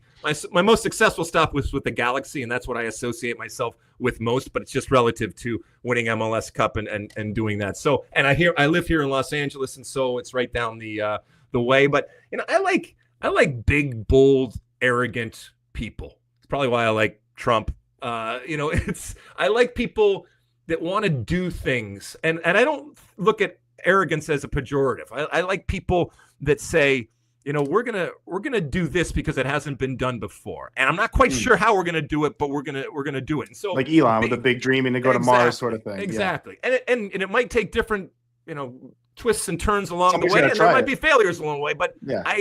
I would rather fail trying than not try at all, to do big bold things. And so I love big super clubs out there, and it's not my money. So if they want to spend a lot of money, and they want to do big bold things, that's awesome. And so I've always kind of gravitated to those out there. But ultimately, for me, it's about America. It's about this this national team, whether it's the men's or the women's. It's near and dear to my heart. From a Fox perspective, we're so excited. We got the Gold Cup this summer. We got the World Cup in 2026. And I'm telling you guys, the summer of 2026 is going to be awesome. The circus is going to come and leave town. We got to use it. We got to harness it. But man, oh man, I'm talking to you today because of the power of what a World Cup can do to an individual. It changed my life forever, and it changed the landscape of soccer forever. And we can do that again in 2026 if we do it correctly. And I cannot wait. It's going to be fun. Same here, brother. Can't wait. Again, Alexi Lalas, the man, the myth, the legend, the icon. The icon. He has come here. He has blessed our show. And Alexi, we are the better for it, sir. Again, Efgaristo Pauli, thank you so much. I greatly appreciate your time. Feel free to come back anytime, man. Awesome. Yes. Take care, my friend. We'll see you soon. All right. All right, Alexi. Thank you. Well, that was great. That guy is every bit who I thought he'd be. Yeah. Oh, 100%. Every man. bit the awesome guy that I thought he was going to be. Yeah, as seen on TV, man. Yeah, he's as seen on TV. What a man of people, for sure. Because people don't realize, like, that is one of the faces of American soccer, like one of the faces, if not the face of American soccer for the last, 30 years, something like that. Yeah, man. Yeah, man. I really enjoy even. And the one thing that I'm going to say, and we'll before we go, I like that he challenged me. Yeah. Well, what do you expect? Alexi's challenged me too. He was rebutting things and questioning. I like that. Stress testing. I really enjoyed that. Yeah. I like that he was able to make our, like challenge us on what we believed, especially with this particular situation with Taxi, and really with the culture in general. That man is the best ambassador for American soccer that we're going to get, ladies and gentlemen. I really mean that. That is our show for tonight. We have gone basically we've gone the 3 hours. How you feeling there, Nick? You good? I'm good, man. I took some coffee. I took some Alpha Brain, so I was got energized by Alexi and Will coming on. And some of the nonsense videos we were watching ahead of that before they came on. Yeah, man. But it was great, man. It was a great show. I'm feeling good. I'm gonna crash after this, but what a great time. Man. I'm really pleased to have Alexi and Will on. Really great. Yeah. Thank you, ladies and gentlemen. Thank you as always for joining us here tonight. We are greatly blessed by your presence here. You can follow us at Isaiah L. Carter. You can follow my guy here at Nostra Chavez. You can follow Apostate Radio NY. And so next week, due to a passing in my family, I think I've spoken about this before with Charles, we will not have a show on the 23rd. I'll be down in Baltimore for the memorial service for Charles alone. We're gonna bury our brother, and I'm looking. Well, I won't say I'm looking forward to it, but as I've said, got to mourn, man. Got to mourn. That's important. I was talking to my brother earlier today, and we were discussing some things about him, and everybody is trying to figure things out in their own way. Like they're trying, like within my family with Charles's passing, and it's going to be good to go down there and just remember him as the good man that he was. He was a very good man that had a hard life, but he was a good man, and we love him. And so next Sunday, the 23rd, we're going to take a little bit of a break, and then we'll be back on March 30th. That's good, man. But we'll see. I mean, we'll see if maybe we could do some midweek stuff too, like before or after, if you guys miss us too much. But that's a good break. I mean, I got plans too to see some friends on Sunday in New Jersey, so that actually works well for me as well, because it would have been I'd have to rush to get back. So that actually works out. But yeah, that's great, brother, to mourn your brother there, and see your family, all your friends you guys have together. That's so important. And it, generally, like when you lose a loved one like that, like it brings everybody closer together too. So yeah, I'm looking forward to that. So again, folks, thank you so much for joining us. We greatly appreciate it. Thank you for I guess working through this. I know soccer is not something that a lot of people really consider, given this particular audience. But I'm telling you right now, go to games, go to a match. Oh, they're fun. You will. They're fun. Few things and will more be affordable, and they're outdoors. That's all great. Yeah. And yeah, like I firmly believe that soccer, being like Nick just said, it's affordable, it's a lot of fun. Kids, quality. It's something that all you need quality is a ball. Football too. Quality What soccer. I mean? Over there. Like, yeah, MLS, New York City MLS Football is a lot Club, better than it used to be. It's a lot hell of a lot better. Yeah. I mean, even DC United. I mean, we drew last night 0-0 against Montreal, but it was a good game. It was a very, very entertaining matchup, and just really like a defensive battle, and like if you can get past the draws, a lot of people can't, but I highly recommend, ladies and gentlemen, go to a football match, check it out. It's like I said, it's affordable. You'll have a lot of fun. You'll enjoy the drums and the cheers. It's great. And everything's better live anyway. So there you go. Thank y'all again for joining us. We greatly appreciate y'all on the 30th. Take 30th. Thanks a lot, everybody. Good night from Brooklyn, and good night from the land of a Pete's. A beat.